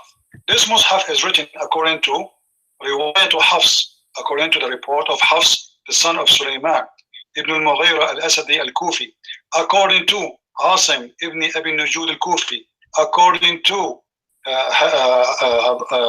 Abi Abdul Rahman Abdullah ibn Habib al-Sulma, according to Uthman, according to Ali, according to Zayd, according to Abi Ka'b, according to the Prophet. Now, if we go and see the last name mentioned, which the Muslims are trying to copy the Quran from him, his name is Hafs. Hafs ibn Sulaiman. If we go and check the Islamic books about Hafs ibn Sulaiman, we will find that Hafs is accused by the Muslims to be a fraud. And not only that, Hafs ibn Sulaiman, any hadith he come with is rejected automatically. It's not weak, no. Is not weak. His hadith is rejected, is thrown in the garbage immediately. Why? Because Hafs, he is a false fraud man according to the Muslims. So if the Muslims, they agree, and if the Muslims, they say to us that Hafs is the one we read the Quran from, is a kadhab, which means he's a liar. Let me show you. This is Musnad Ahmad. This is Musnad Ahmad. This is not my book. Sorry, Christian Prince, could I get you to share it on your screen? I don't believe it's actually sharing on your... Oh, no. Yes, it is. Yes, it is. All right, and also give the reference, because Musnad Ahmad has Sahih and Da'if and, the mix. You have to give the hadith number 2, so I know which one it is. Also, give the reference, so I can authenticate it. Okay, so basically he wants the reference to make sure that the Isnad... Well, the reference, my friend, and the reference in front of you, I'm showing you. Let me get you in this case, because this is Google. I cannot. The link is so long. Let me get you different web page where the link can be stored. And you can Also, see, and you can get. can I talk to you directly, because it's hard when you have someone else saying what I'm saying to you and back. Yeah, my friend. But let me ask you first: is it true that you Muslims believe that Hafs is a kadhab? Yes or no? First of all, do you believe that Hafs is a liar? Yes or no? Okay, before I do that, let me address your points that you already addressed of the Birmingham transcript. Okay, first you said that they don't have the marks, but the thing is, they didn't have the diacritic vowel marks like alif, kasra, dhamma. They didn't have those, and the Birmingham transcript, it doesn't have the alif, fatha, dhamma. It doesn't have that, but it does have, you know, for a noon, just a dot for that. It just has for that, and even for a, it only has for like a noon and that. It doesn't have for a fa. I'm seeing it right over here. For a fa, they don't have it. So like they don't have the marks, as you said. I don't know what you said regarding that. And when you said about Hafs and Asim, he was just weak in hadith, and even this, it's pretty rare. I only heard it like once. It's not even that well known among the scholars. So like, where are you getting this from? The Muslims say that we're, first of all, listen. First, you said he's a liar. You have to substantiate this claim from the scholars of hadith, and then show us their reason, because sometimes they were weak in hadith because there was like Abu Hanifa, they said he's weak in hadith, but the reason was because he lived in Kufa and there were liars who would narrate from him, but there was no way to know if they were saying the truth. So the transmissions, the people claiming to narrate from him were liars. That's why the scholars used to not take from them on the fear that it was fabricated against them. And another one is Hafs and Asim was one of the 7 riwayah. There are other riwayah that were... You did not quote from me. One scholar, he said that his hadith is weak. They did not say his hadith is weak. They said he's kadhab, matruk al-hadith. His hadith is rejected. And they call him kazzab. They did not call him that somebody is quoting from him. And not only that, they said he is a thief. And not only that, they said he is a fraud. And not only that, they said he steals books from people and he copied them and he never returned them and he claimed that those are his books. So what are you talking about? Who said this? Who said this? You're saying this. Tell me which scholar said this. Let me translate for you. Al-Bukhari, he said, they left him, they reject him. Muslim said, they reject him, they left him. An-Nisa'i said, he is not a trustworthy and he should not write the hadith. And there it says, وقال في موضع آخر متروك وقال صالح ابن محمد البغدادي لا يكتب حديثه. We should not even write down his hadith. وحديثه كلها مناكير. All his hadith. It's a pure lie. They did not say the hadith somebody reported. They said his hadith. So you are trying to fabricate answer does not exist. And now in front of us, all the reference is shown. By the way, I'm going to post the link. This is your Islamic Ahl al-Hadith website. Go and read the reference yourself, and you will see how you Muslims, you keep saying the same thing. Look, read what it says. Okay. قال عبد الرحمن بن يوسف بن خراش كذاب متروك الحديث. He is a liar. He is a liar. He didn't say they are lying about. No, he said he is a liar. متروك يضع الحديث. Okay, Abdul Rahman bin Yusuf bin Kharash, I don't even know him. Who is Abdul Rahman bin Yusuf? Okay. Listen, Bukhari doesn't say he's a liar. None of them says he's a liar. Who is Abdul Rahman bin Yusuf? I want you to show me 1 week hadith. Who is Abdul Rahman bin Yusuf? Can you show me? It's a challenge. Can you show me 1 week hadith of Hafs? Just one. You said your hadith is weak. Can you show me 1 week hadith of Hafs? Okay.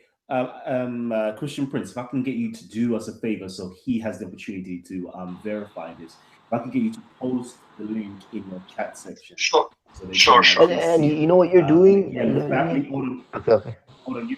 Yusuf, just stay with me for 1 hot second. Yeah. And again, family members, okay? If I can get... Okay, can you guys mute your mics, please? Okay, family members, if I can get you guys to do us a massive favor, if you're loving Titans TV, if you are loving Christian Prince's channel and the information that's being dispensed right now, it's the medicine right now. Literally on both channels here, we have about 800 people tuned in. Okay, about 800 people in total tuned in right now, watching the show live. Of course, we've had many people jumping in and jumping out of these shows. So, you know, if you love what we're doing here, yeah, please, okay, support this. I'm going to ask guys, yeah, donate, okay, if you can donate. There's the donate links on Christian Prince's channel. You can donate via Patreon. Okay, you could donate. Let me quickly go into this real quickly. So apologize. Quick little advertisement. All right, you can go on to Christian Prince's page right now and you could donate via Patreon right here simply by clicking the link. All right. I'm not too sure if there's a GoFundMe, but if there's not a GoFundMe and you want to support and you want to get something back in return for your support, please go onto the Amazon link. Okay.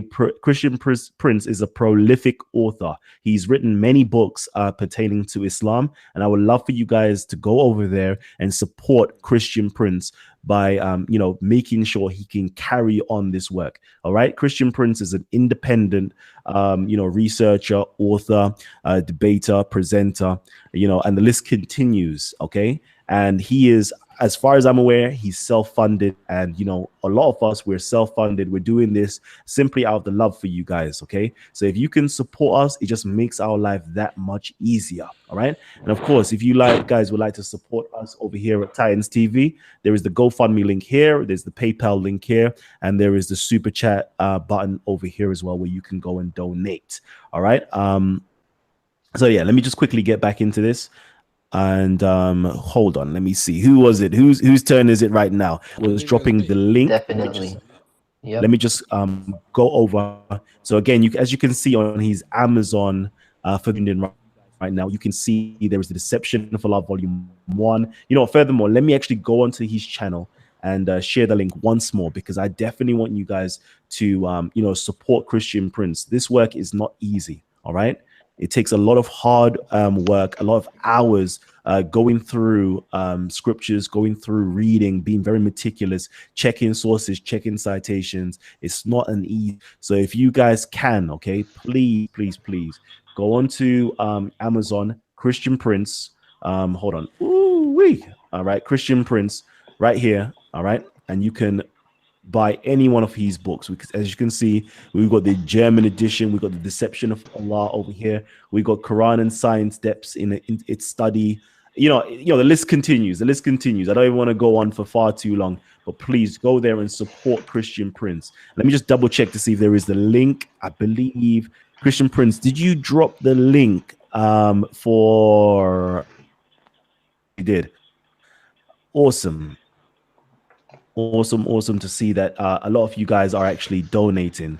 Thank you guys for donating to Christian Prince, and thank you guys if you have actually donated. Oh yeah, you have actually donated to my channel as well, so thank you. Okay, we're gonna go over now to the link that Christian Prince has posted up. All right, so yeah, everything is here. Let me let me see. All right, Christian Prince. No, let me go over to Yusuf. I don't know. Are you able to read the Arabic, Yusuf? Yeah, I can read it. Okay. Let me know if you need me to scroll down. You have the link, and you put the link in the chat, right? Where do you put the link? I can put the link right here in this chat. Yes. 1 second. Sure. 1 second. All right. This is what we love doing at Titans TV and over at Christian Prince's channel. We love showing you the sources and citations. For the simple fact is, we don't want you to believe us. We do not want you to believe us. We want you to check it out yourself. We want you to share these links and these hadiths with your friends, with your family members, and and get questions answered. If you can't get these questions answered, maybe you need to adjust your position. Okay, maybe. So let's continue with the conversation. Yusuf, if you need some time, I'm going to go over to somebody else, right? So I'm going to give you some time to read this information. Let me go over now to Buddha Bing. Buddha, can I get you to come on? I want to respond to his claims first. Yeah, because he had multiple claims. Are you sure? Yeah. He talks and he doesn't let me address them. He just keeps on going. But okay, so first of all, the Birmingham transcript, I told him about that, and he said Hafs and Asim was a weak transmitter in hadith only. There's hadith and Quran, and for hadith you need to be trustworthy and you need to have a good memory. And there are multiple reasons, but in the thing he showed, it only shows that they say he's weak in hadith, but they don't say why. And only one guy says why. Like out of the notable scholars I can see, they're saying, people don't take from him, he's weak in hadith. but they don't say why. But there's this one Yusuf bin Abdurrahman. I never heard him out of all the scholars. And I asked him, who is this? Who is this? He keeps on going. He just rambles on. And he doesn't even tell me where he gets this Yusuf. He doesn't even tell me who he is. But all the major scholars, all they say is that he's rejected. They don't take from him. And they don't say why. But then we see that in the context, he's actually from a city from Kufa. And in the city of Kufa, there was this other scholar. His name's Abu Hanifa.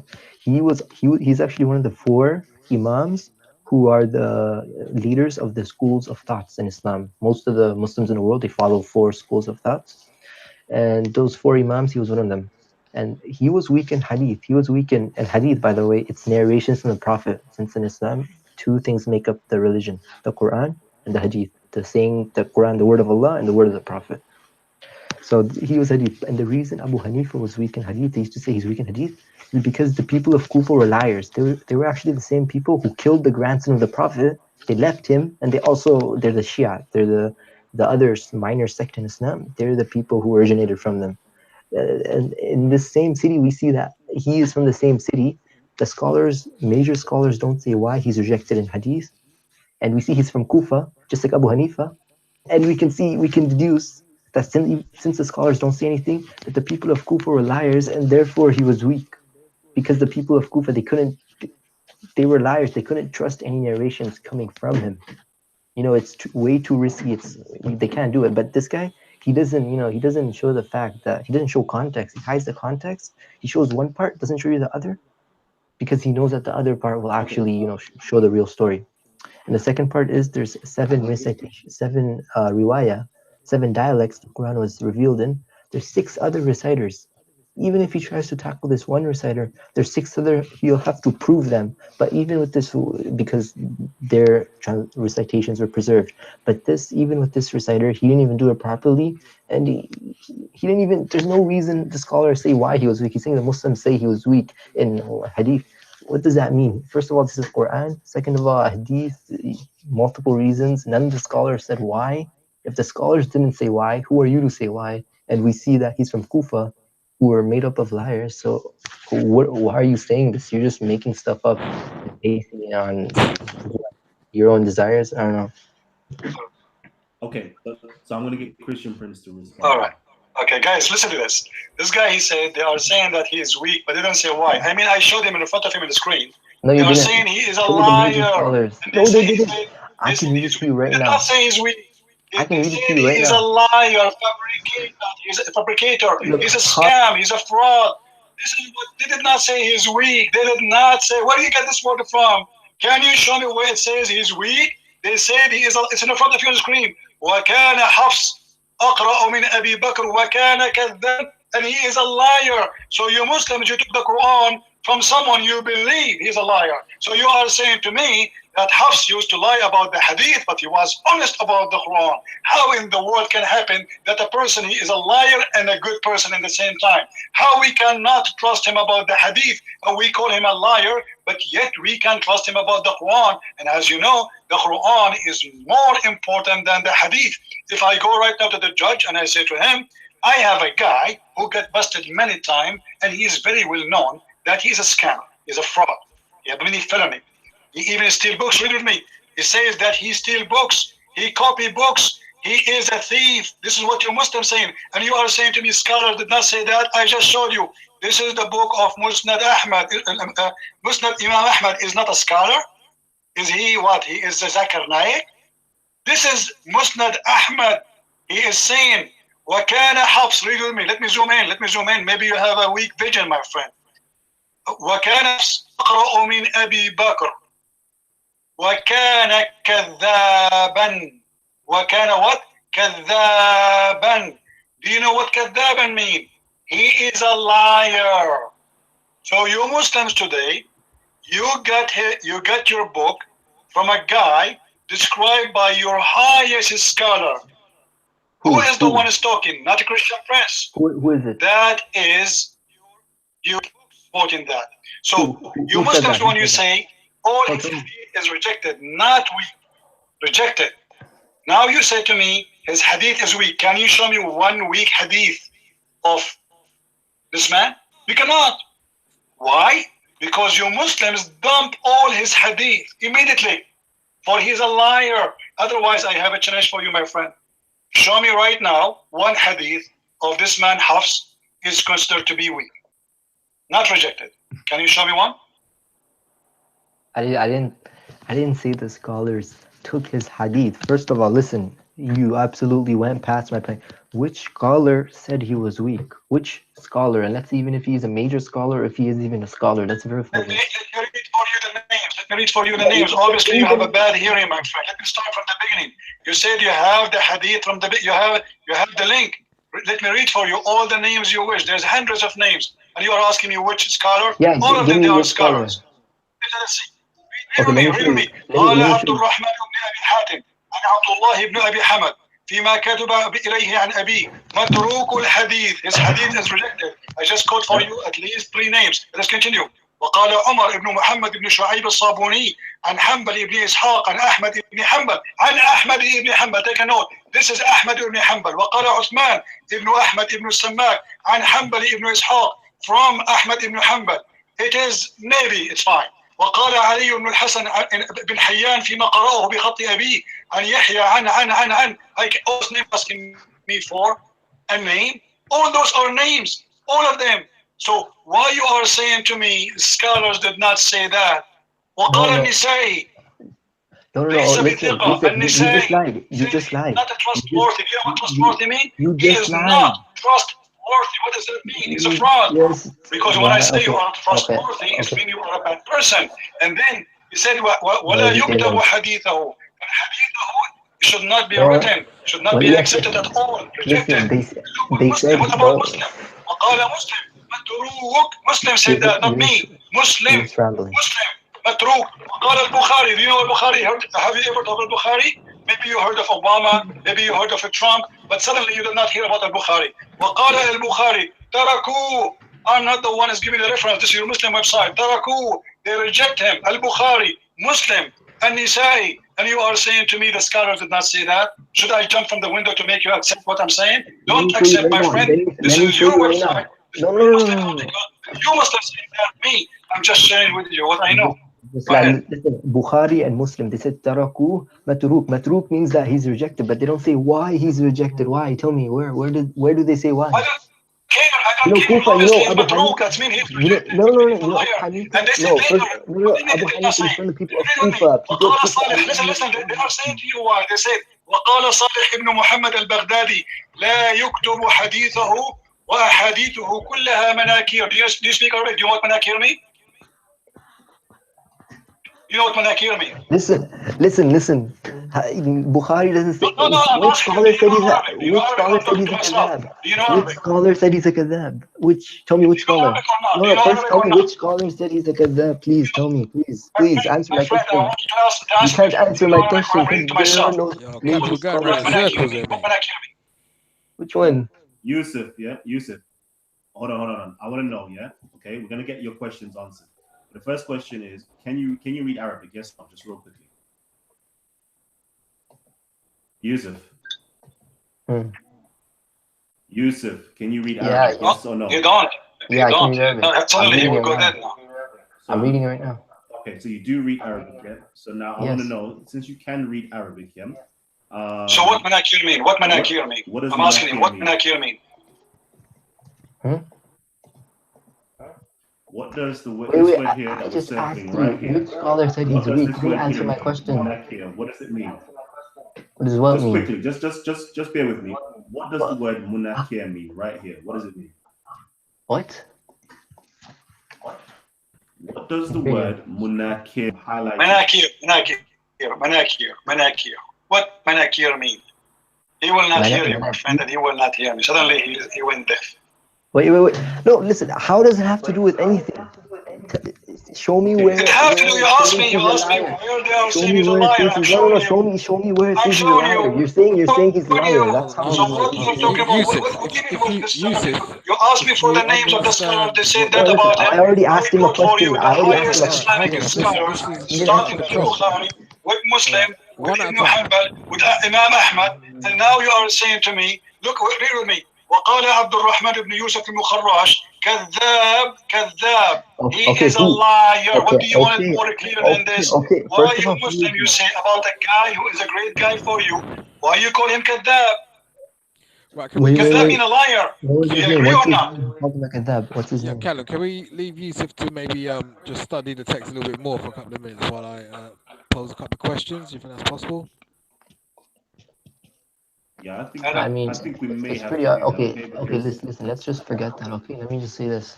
There's 6 other riwayah that have been. Forget it. Forget it. Correct. You Anyway, have to next disprove question. those. You disprove this one. What are you talking about? Disprove the other one. Next question. This one wasn't even disproved. So where are you even going? Hold on. I just want to know if you really do speak Arabic. What does the word kadhab mean? Me? Kadhab? كذاب. Kadhab means liar. Yeah. Yeah, but So, listen. over The here, thing Christian is, Prince.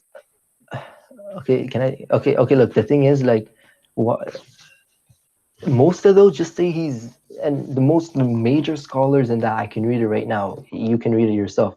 They just say that he's rejected. Taraku matruk wala yaktubu haditha. His hadith wasn't written, but none of them say why. So you're saying he's a liar, but you don't even know why. But then we see the people of Kufa were liars, and Abu Hanifa was same reason his hadith was rejected. So you're actually wrong on this, and you have actually a weak basis because it shows that the people of Kufa were liars. So you have a weak basis. You're basically wrong.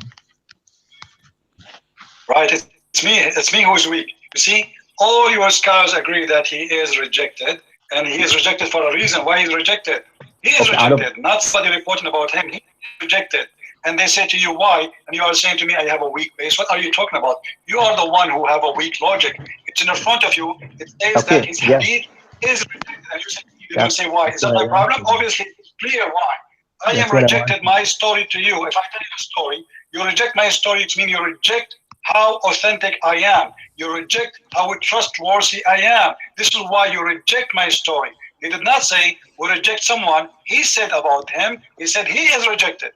He is, and they accuse him to be a liar. And not only that, they accuse him, read with me carefully. قال ابن سليمان عن شعبة sorry. قال يحيى ابن سعيد عن شعبة أخذ مني حفص ابن سليمان كتابا فلم يرده وكان يأخذ كتب الناس فينسخها. He took from me a book and he never returned it, and he used to take up books and he write it down and he claim it is his own. They accuse him that he's a fraud. He is a fraud. So you Muslims, you get your book, you don't have manuscript, not even a legal manuscript. All what you have, a guy exists after Muhammad 200 years, and he was accused to be a thief, to be a fraud, to be a liar, and this is where you get your Quran from. I mean, he is rejected in the court of Hadith, he is accepted in the court of Quran. That is the most funny logic Muslims they have, because either you are trustworthy for whatever you say, for you are trustworthy anyway, or you are not trustworthy. So when you say he is not accepted for the Hadith, automatically he should not be accepted for the Quran, because the Quran is higher than the Hadith, which means it is difficult more to accept somebody to witness for the Quran from witnessing for a Hadith, because it's a higher value for the Muslims. But you Muslims do the opposite. You reject him for the Hadith, you accept him for the Quran. In the Hadith, you say he's a liar, he's a fraud, he's a big fat liar, he's a scammer. But in the Quran, you say he's good, he's wonderful, he's trustworthy. I mean, this is the most funny religion ever you can come with. Okay, I understand what you said. Okay, now let me reply to you. So it took you so long just to answer that one question. Who said he's a liar out of all those scholars? Who said? You finally brought me something out of those 30 scholars. I just gave you his name. Do you want me to go and bring you the guy? The guy is dead. وقال يحيى ابن سعيد عن شعبة. If you cannot hear about Shu'bah, your problem. That's mean because you are not a person who knows your religion. Go and see who is Shu'bah. أخذ مني حفص بن سليمان كتاب فلم يرده وكان يأخذ كتب الناس فينسخها وكان كذاب. By the way, he is not only the only one. He said that as an example. Read with me carefully.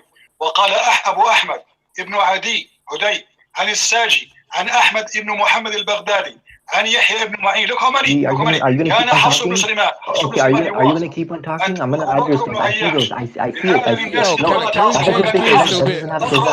وكان كذابا وكان كذابا وكان أبو بكر صدوقا. وكان كذابا كان حفص. What a liar! What a liar! Yusuf, Anyone who reads just Arabic, mute your mic for a little while. كذاب. Just let other people talk. Maybe. Okay, go down. You scroll down. You didn't scroll down. Let me see. Okay, look. Listen. First of all, out of those 30, you finally found one from Abdurrahman bin Yusuf bin Khurash, who. Yo, can you guys hear me? Hello. Do you understand what he said? Wait. I don't Let me understand what he reply. said. Let me reply. He's been talking for like 5 minutes straight. Well, you've been And talking this for is about two 30. things. Both of you have been talking for about 45 minutes. Like, I've only we talked for watching like paint what? dry. I talked 4 minutes. He talked 8 minutes.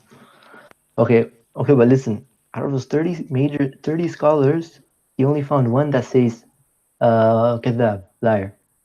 But then the major scholars don't say why. I found all of them saying I'm lying. You are the one who's lying now. This one minor scholar who I don't even recognize. Listen.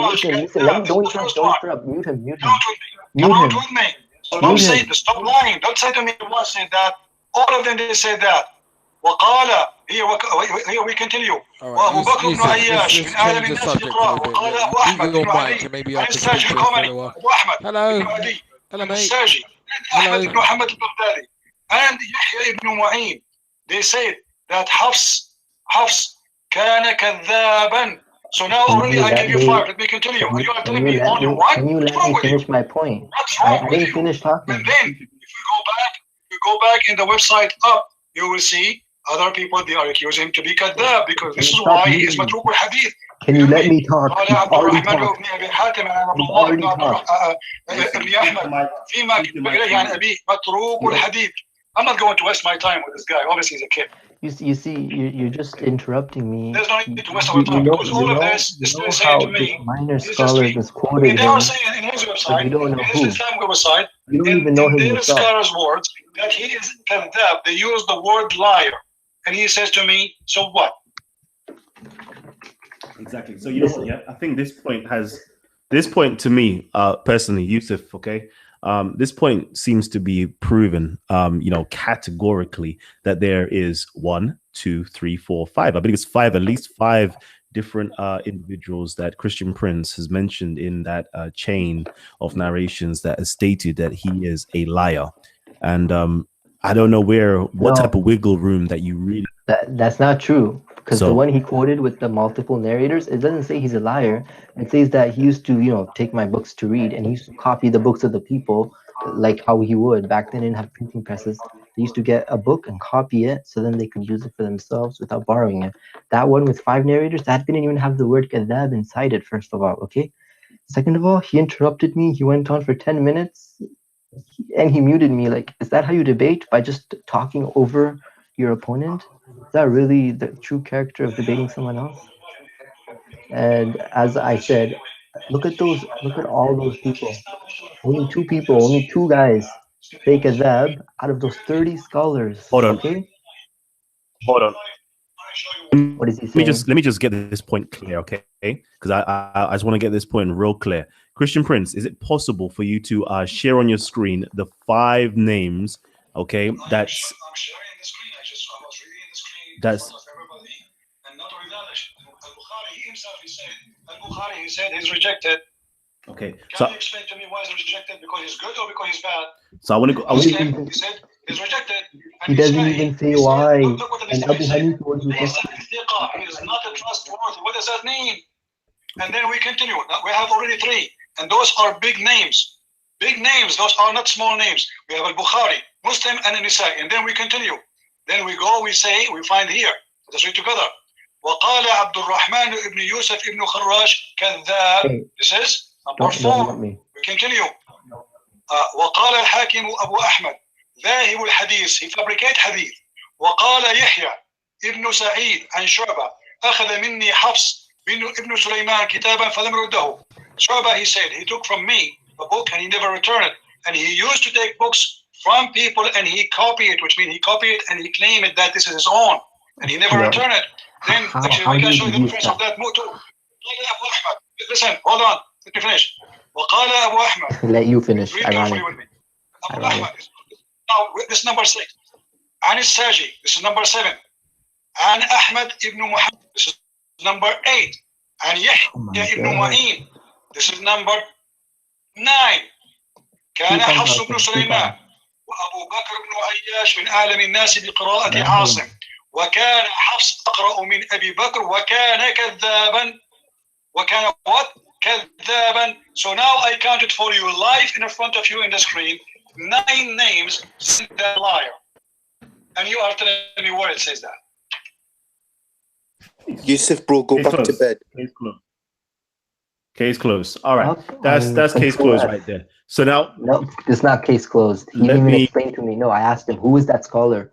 Abdurrahman bin Yusuf bin Khudash. No, Okay, the case who is is definitely he? closed now.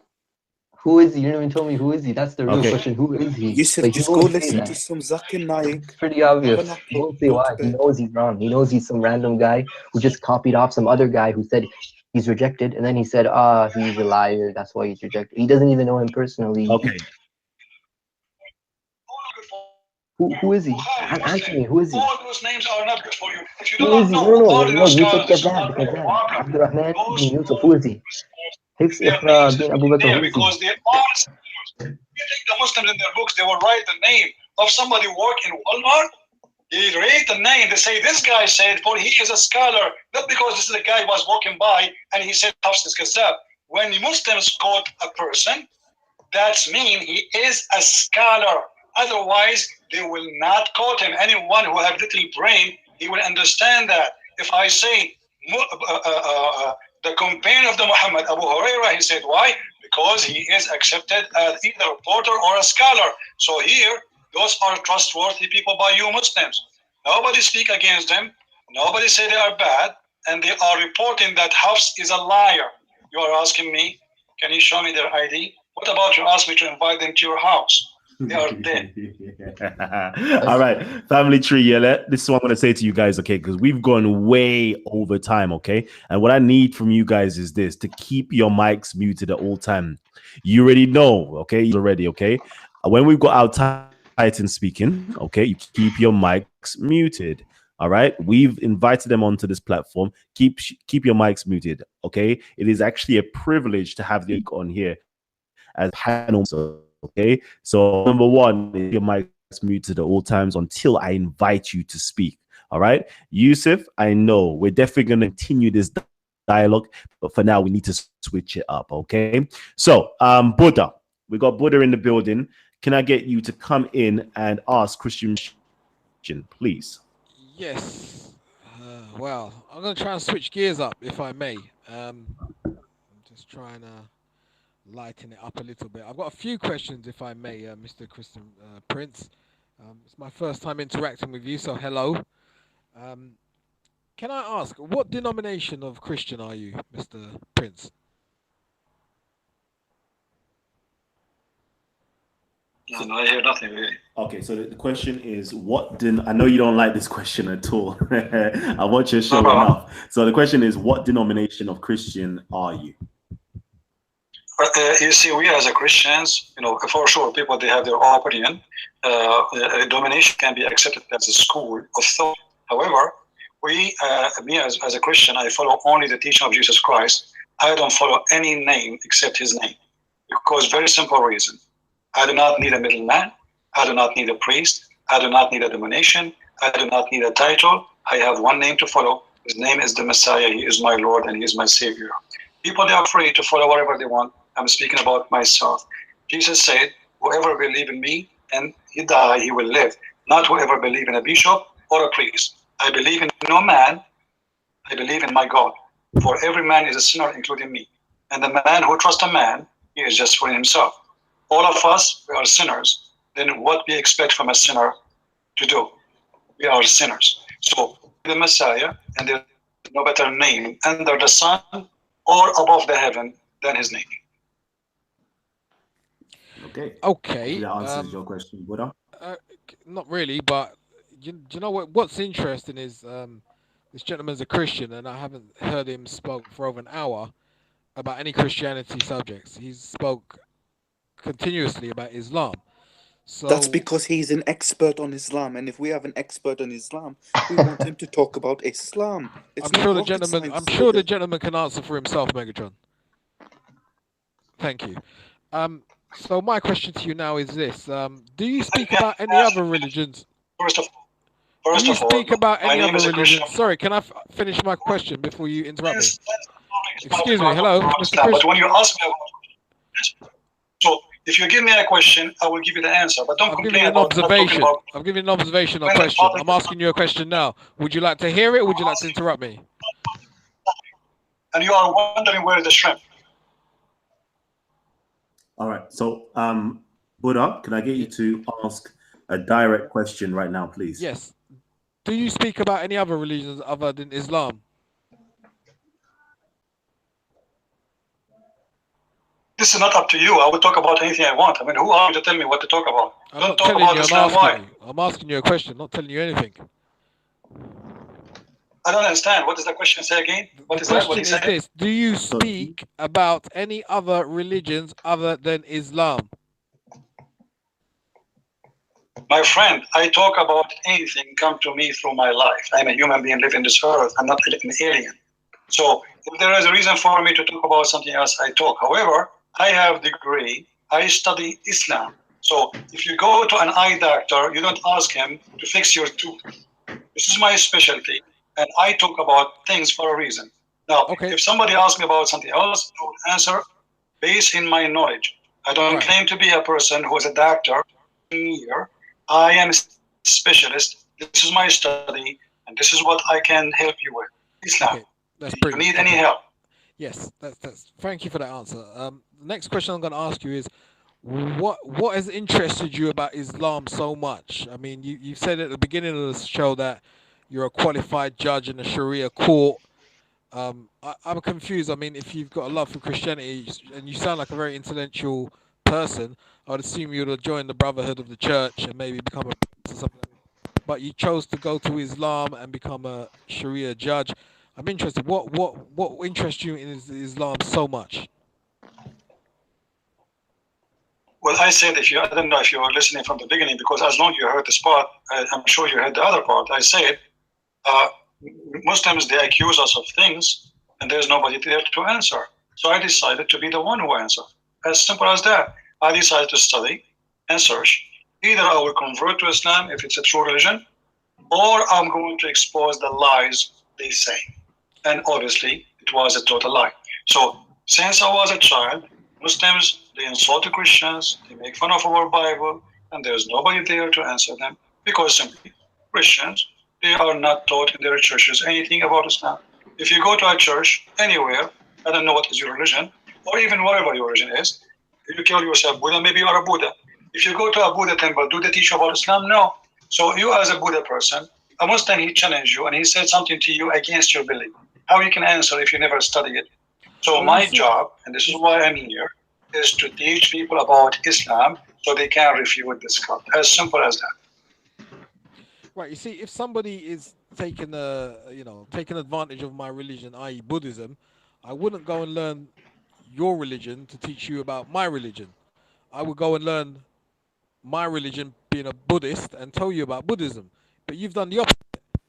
You're saying that people take advantage of Christians, and so what you've done is when they learn Islam to tell the Muslims about Islam. So in fact, you're not promoting Christianity; you're attacking Islam.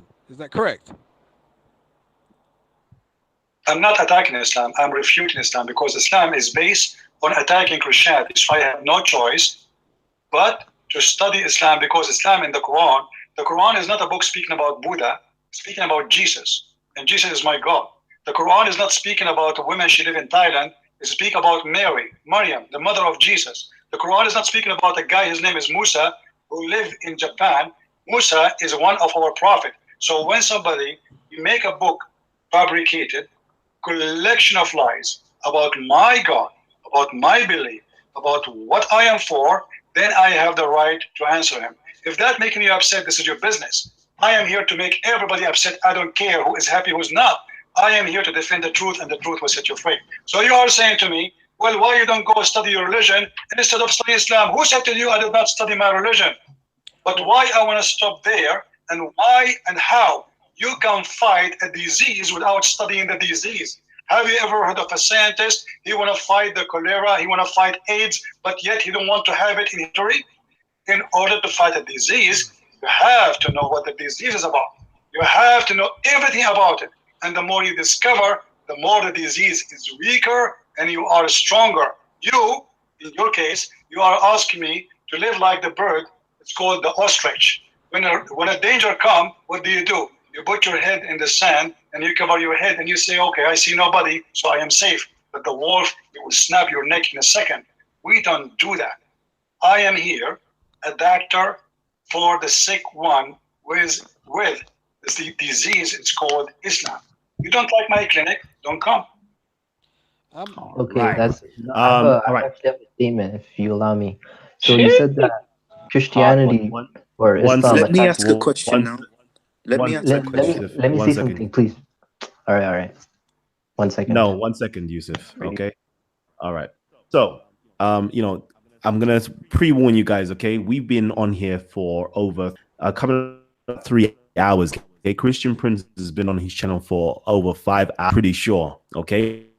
So I'm just letting you guys know that we've been on for a very long. We have to close down or wind down the show soon. I know you guys want us to continue and continue and continue, but we can't do this all night. I'm gonna warn you guys from now. So everybody who hasn't had the opportunity to speak, yeah, please just mute your mic and unmute your mic and mute your mic again, so I know which order I'm going to actually go to first, second, and third. All right.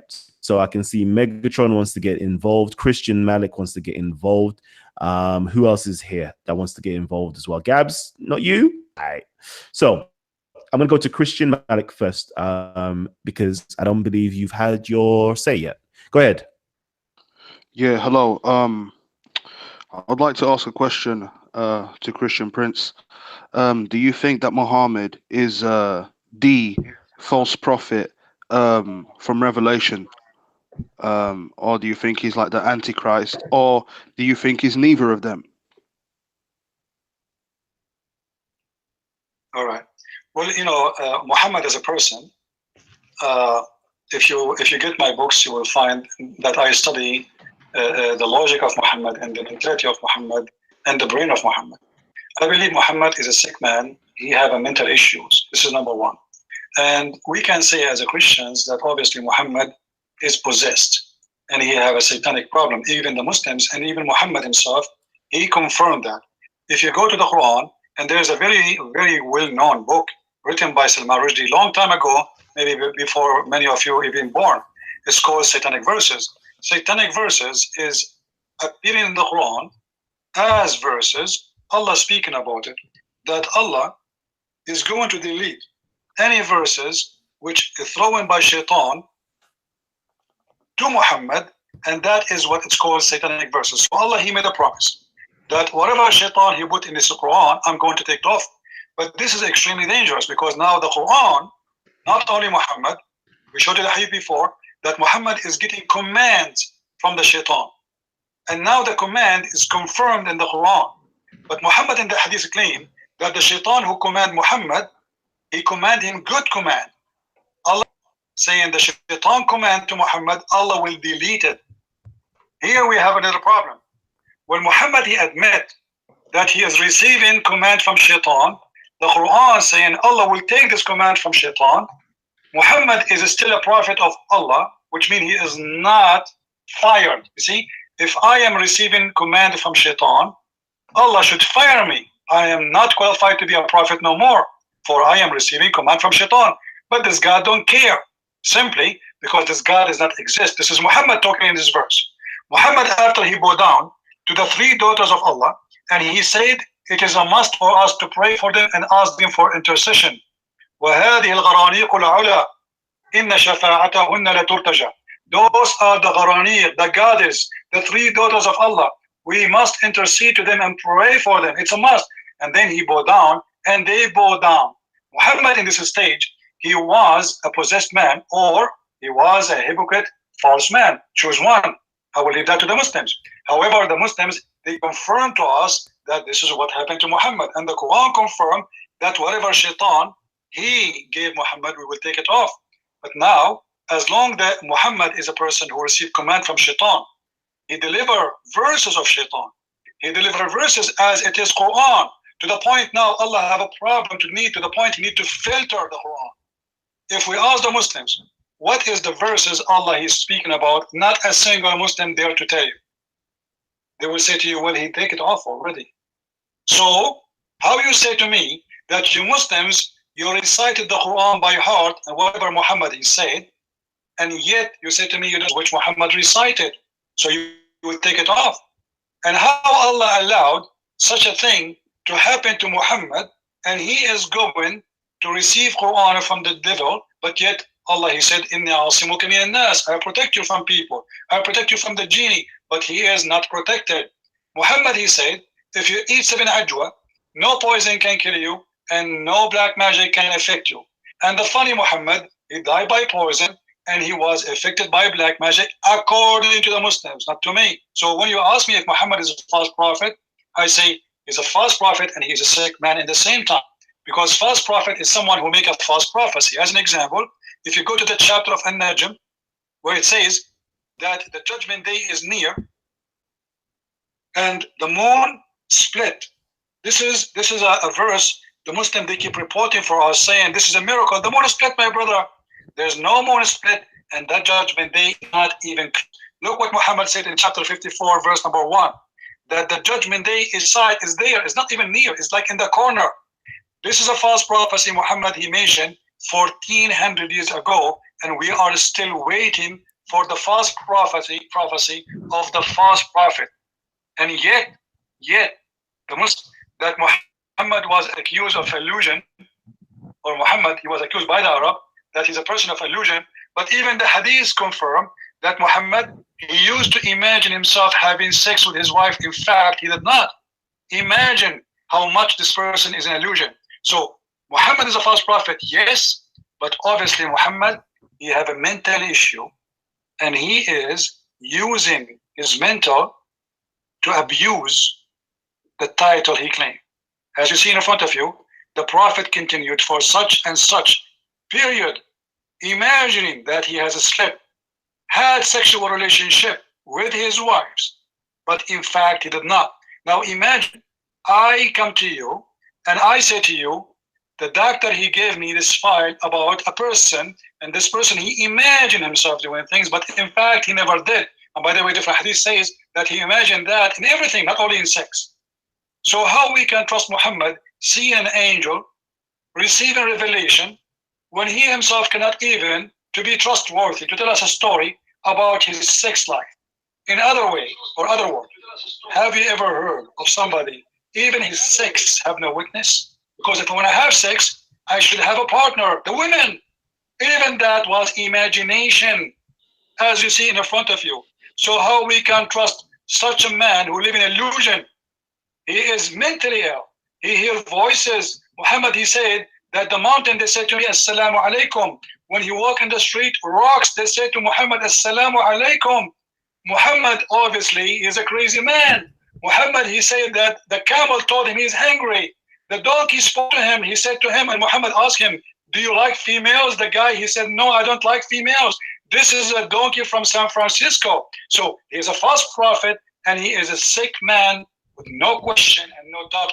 And all of this is coming from Islamic books. I hope my answer was not so long. All right, family. Okay, I want to get a Muslim on in a hot second. Where is Moe? Is Moe? Whoever's Moe. Oh yeah, Moe is in there. I'm gonna get you on in a hot second because I definitely do want a Muslim to ask a question before Christians and atheists gets to ask their questions. Also, I'm going to be closing down soon, and what I would love to do is get my audience to, as soon as I close down this show, please migrate over to Christian Prince's show. I'm still going to be moderating my guests in order for them to ask Christian Prince questions, but I want to divert my traffic over onto Christian Prince's station. Subscribe, and literally come on. He's going to send you out the Skype details. So anytime you want to come on and ask questions pertaining to Islam, you can go there and ask your questions. Anytime for a Muslim, you want to go on there and challenge Christian Prince, you can go on there and challenge Christian Prince. Okay, I want to show the love to Christian Prince, and I want my audience to reciprocate that love to Christian Prince by subscribing. You know, I can see people donating right now. Yep, go onto his channel, donate to his channel right now. I'm seeing Anthony. This is on Christian Prince's channel. Anthony just donated. Says subscribe to Lily Curvo Logic, aka the killer of Islamic belief. So please go on to that channel and subscribe. Also, you know, I want to do a little game. Can I do a little game with you guys?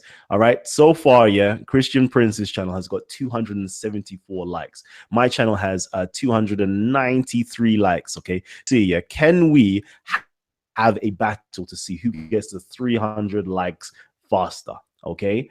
Can Christian Prince's channel, you know, overrun and get Christian Prince to over 300 likes first? Let me see. Who are the real supporters of Christian Prince? I'm seeing it's flying up 267. That's not good enough, family. That's not good enough. We've got 300 already, okay? So, you know, Christian Prince, please, 284. Come on, family. Yeah, you lot have been watching Christian Prince for, you know, years now, months, some of you days or weeks for others. Please, I would love those numbers skyrocket. That's it, 293. Come on, we got 7 more likes before we continue. I'm going to keep on waffling until we reach that 300 like mark on Christian Prince's channel. Come on, family. There we go. We reached 301 likes on Christian Prince's channel. Absolutely fabulous. Wonderful. I like that. You know, I love that, right? We love showing the support. We love showing the love. This is what we do. All right. Let me go over now to Moe. Moe, can I get you to ask your question to Christian Prince, please?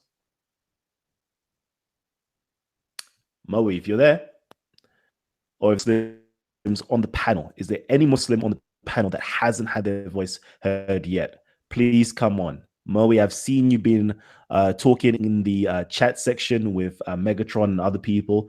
Please, if you've got the opportunity to unmute your mic, unmute your mic. Yes, hello. Hello? I think it's the guy with a hair that wants to talk. Okay. We're going to wait until all the Muslims get the opportunity. All right. Who else? Hello. Megatron then. Hello. I'm going to go to Megatron who has... Okay, go ahead. Go ahead, Moe. Go ahead. Can you... I'm new to these Hangout things, man. I'm trying to work out what's mute, unmute. So you got to excuse me. No problem. Okay.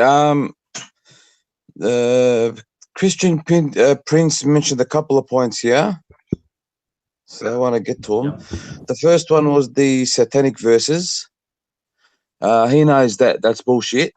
Excuse my language. Bullcrap. Okay. So we don't even need to go into that one. Before you, the poison. Poison. You continue, Moe, I'm gonna just highlight to you that we have children watching these channels. Sorry. Okay? Yeah. Sorry. I'm new to this. Sorry. So no swearing whatsoever. No, you're not even no minor swear words. Okay. All right. So satanic verses. That's already been debunked. The poison. I'll get to the points one by one. The poison. He mentioned something about the poison. What was his point again? That the prophet said to. Can you please tell him to repeat what was the poison part again? Okay. Yeah. You die by so poison. I just continue back to other points.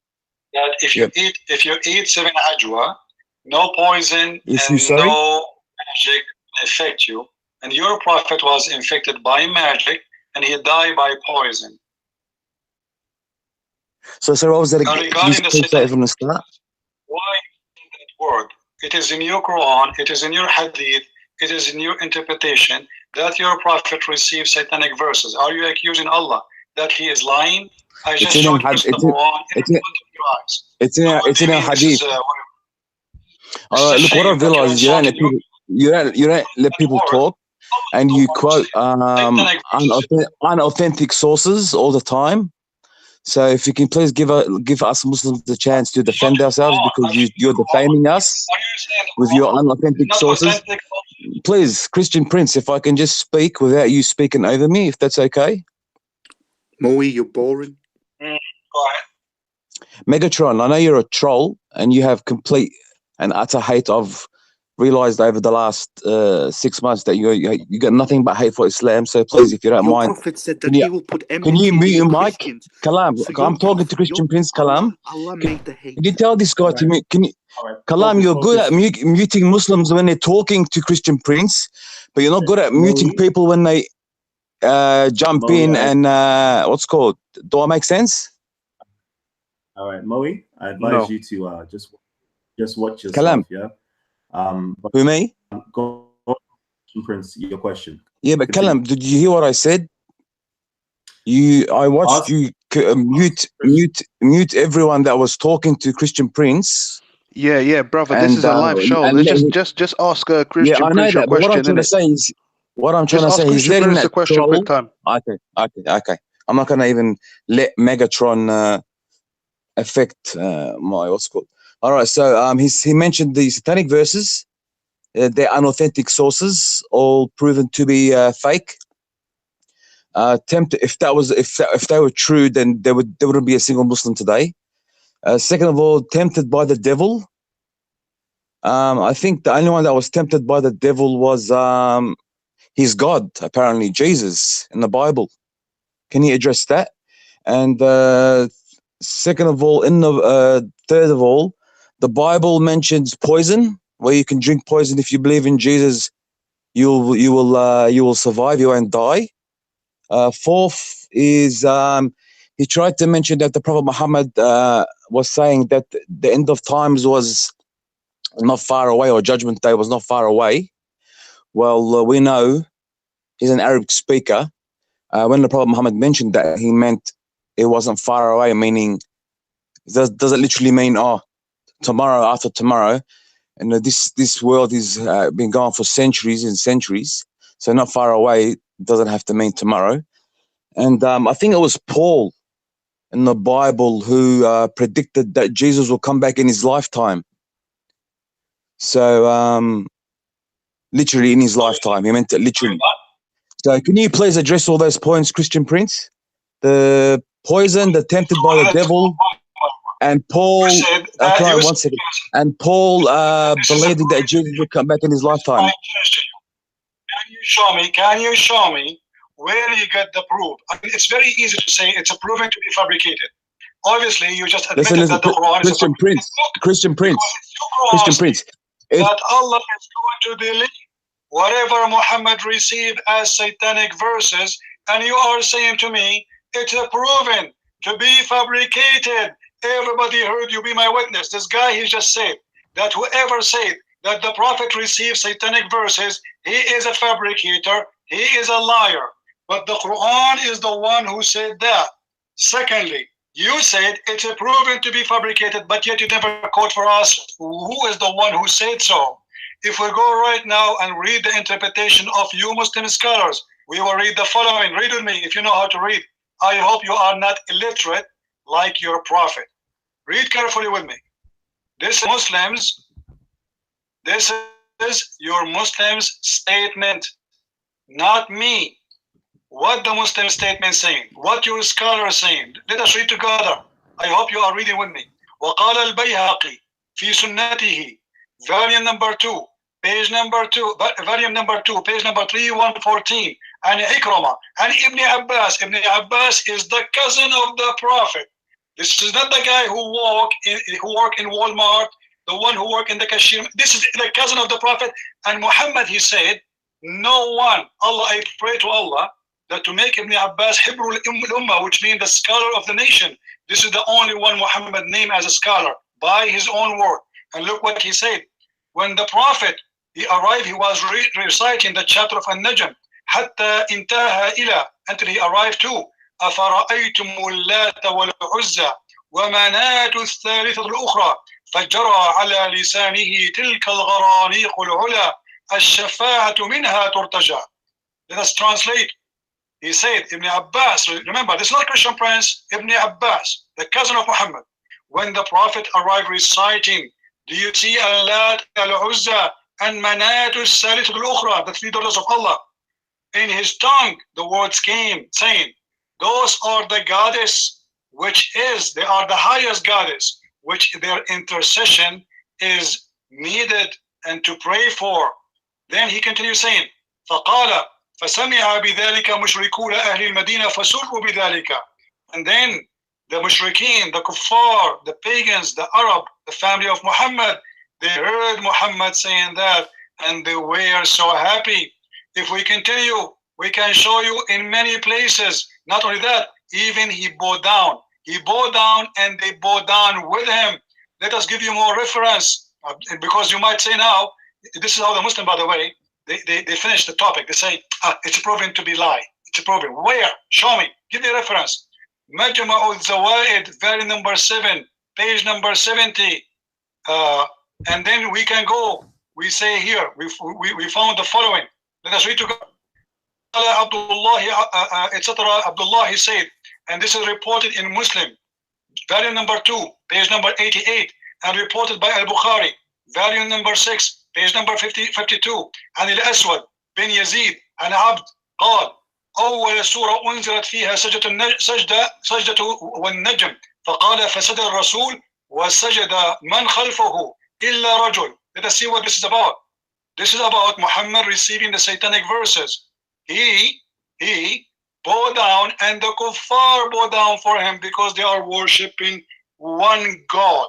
And you are telling me this is a fabricated, this is Sahih al-Bukhari in the front of your eyes. And let me show you the hadith number so you don't say to me it's weak, because I know the recipe. Muslims, they have one answer.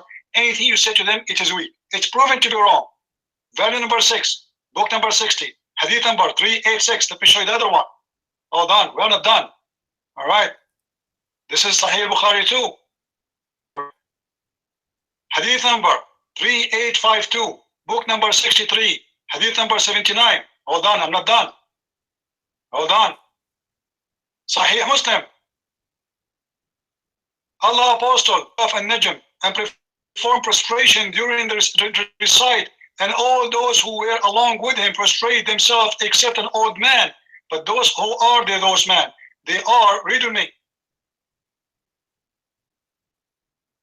Those are kuffar. The guy, he died and he's a kafir. They are bowing down with Muhammad. Hello? And this is the Hello? Sahih Muslim 576. So you Muslims, when you say to me, this is proven to be lie, it is your lie. Now let us go to the poison. You said to me that the Bible says, if somebody drink poison, he will not die. My friend, we are a Christian, we believe that Jesus himself died. So obviously, you have a stupid understanding of our Bible. If our God himself, he died in the cross, how in the world you get with that meaning? First saying that whoever believe in me and die will live. So the Messiah, he said, we will die. He said, we will be crucified. He said, we will be killed. He said, we will be slaughtered. He said and spoke about someone like your prophet. He said, time will come and people will slaughter you, will kill you, thinking they are doing favor to God. And he's speaking about Muhammad and his followers. And yet you are saying to me, we believe if we drink poison, we will not die. This is not what it says. It says that if you drink poison, if they kill you, if they slaughter you, you promised life, for you are alive with Jesus. Now we go to the Quran. Muhammad, he said, if you eat 7 ajwa, you will not be affected by the black magic and you will not die. Do you see it? If you eat 7 ajwa, then we go, we find the funny Muhammad saying something more funny and more hilarious. He said that he died by poison himself. Read carefully with me. Read carefully. السم الذي أكلت في خيبر. You claim to speak Arabic maybe, right? Here we go. يا عائشة ما أزال أجد ألم الطعام الذي أكلت بخيبر فهذا أوان وجدت انقطاع أبهري من ذلك السم. This is the hadith. Sahih al-Bukhari. Don't tell me Sahih al-Bukhari is weak.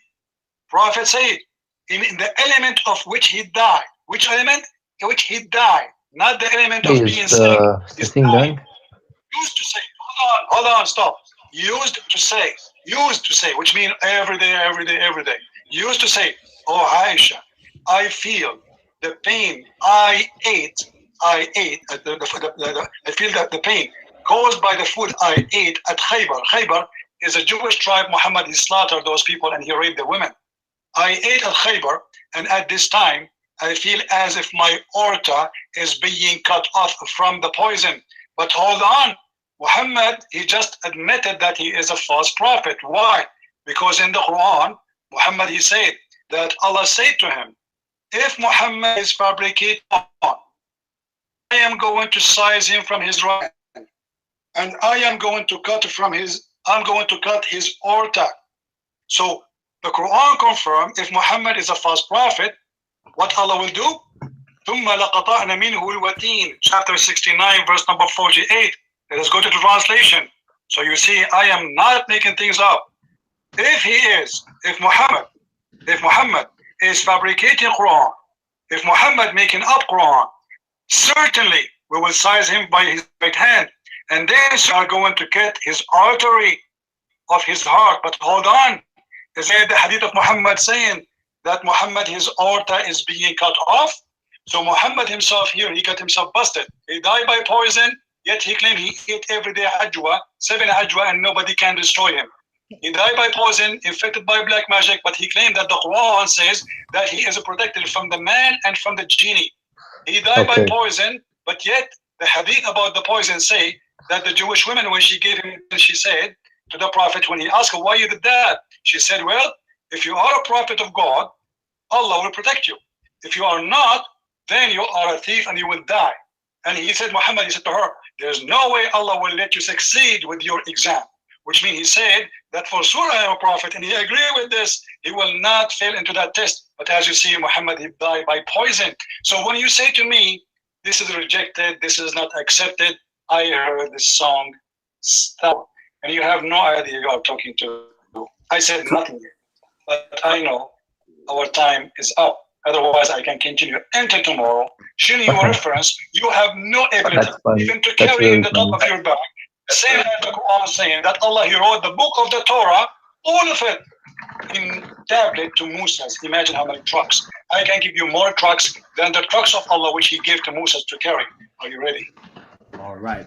On that note, okay, family, I know so many of you guys here that want to jump on and say, but what I want to do right now, okay, is close down this show. Okay, I want to close down this show. But if you guys are here and you're supporting us over here at Titans TV, please, share this with your friends, your family members, as many people as you possibly can. If you haven't already hit the like button, hit the like button. And those of you guys, who aren't already subscribed to Titans TV, we do loads of discussions, and debates constantly at this channel. If you love these types of discourses and exchange of ideas, please hit the subscribe button and also hit the notification button as well. But I want to actually shut down this show right here, okay?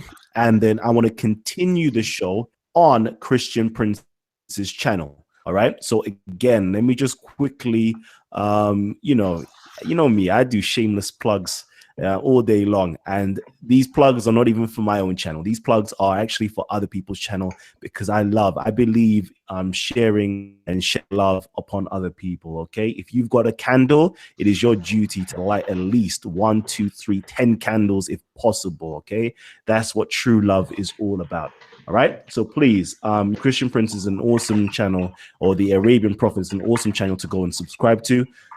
You've heard him so far. I don't even have to say anymore. I don't have to sell, Christian Prince to you. Please go over to his channel, subscribe to his channel, and we're going to continue off air on his channel. Off air on Titans TV, but over on Christian Prince's channel, we're going to continue these discussions. All right.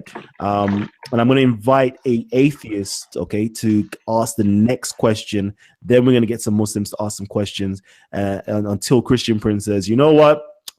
I need to come off here. I need to look after my family. I need to eat some food. I need to do whatever the case. So right now, I'm going to sign off, but I'm going to ask Christian Prince just to leave us with some last words over here at Titan V before we go over to his. Thank you, my friend, for having me. It was an honor to be in your program. I'm glad to meet all the good ones, and I hope I did not get anyone upset. But let me tell you, when you say the truth, you make people upset. You cannot be making people happy unless you are totally hypocrite, even your family. If you agree with everybody, it's means you are no one. Just be truthful and be honest. And I thank this gentleman for having me. He's a great friend, great person. I am honored to be between all of you. I love the Black African. I defend them always. And I believe that all of us, we are brothers and sisters in Christ. And we have one fight against the devil. Even if you are the Christian, for me, I believe you are my brother in Christ. I believe in that. So please don't reject what I believe, for I love you. And my Lord, the Messiah, he said, love them, love even your enemy. Bless them, bless those who curse you. I bless and I pray for the Muslims who are cursing me right now. Messiah, he love you and he don't hate you. And if you don't mind, my brother, if you don't mind, post the link of my channel under the info of your video there. So people who like to join us, they can join us and they can continue with us. And whoever you are, a Muslim, please feel free to come and debate me. I am the Christian Prince, and I am a prince by his name, the Almighty God, Jesus the Christ, and his name is glorious. Thank you, and God bless you all. Thank you. Thank you very much. Again, family, you will find all the details either in the chat section or underneath in the description box for Christian Prince's channel. So please go over to Christian Prince's channel and support us over there. We're going to be there till the early hours of the morning. So please go and visit the channel. All right, family, we're signing out, but we're going to be continuing live over on Christian Prince's channel. Peace and love. I'll see you on the other side. Oh man, young Cali baby.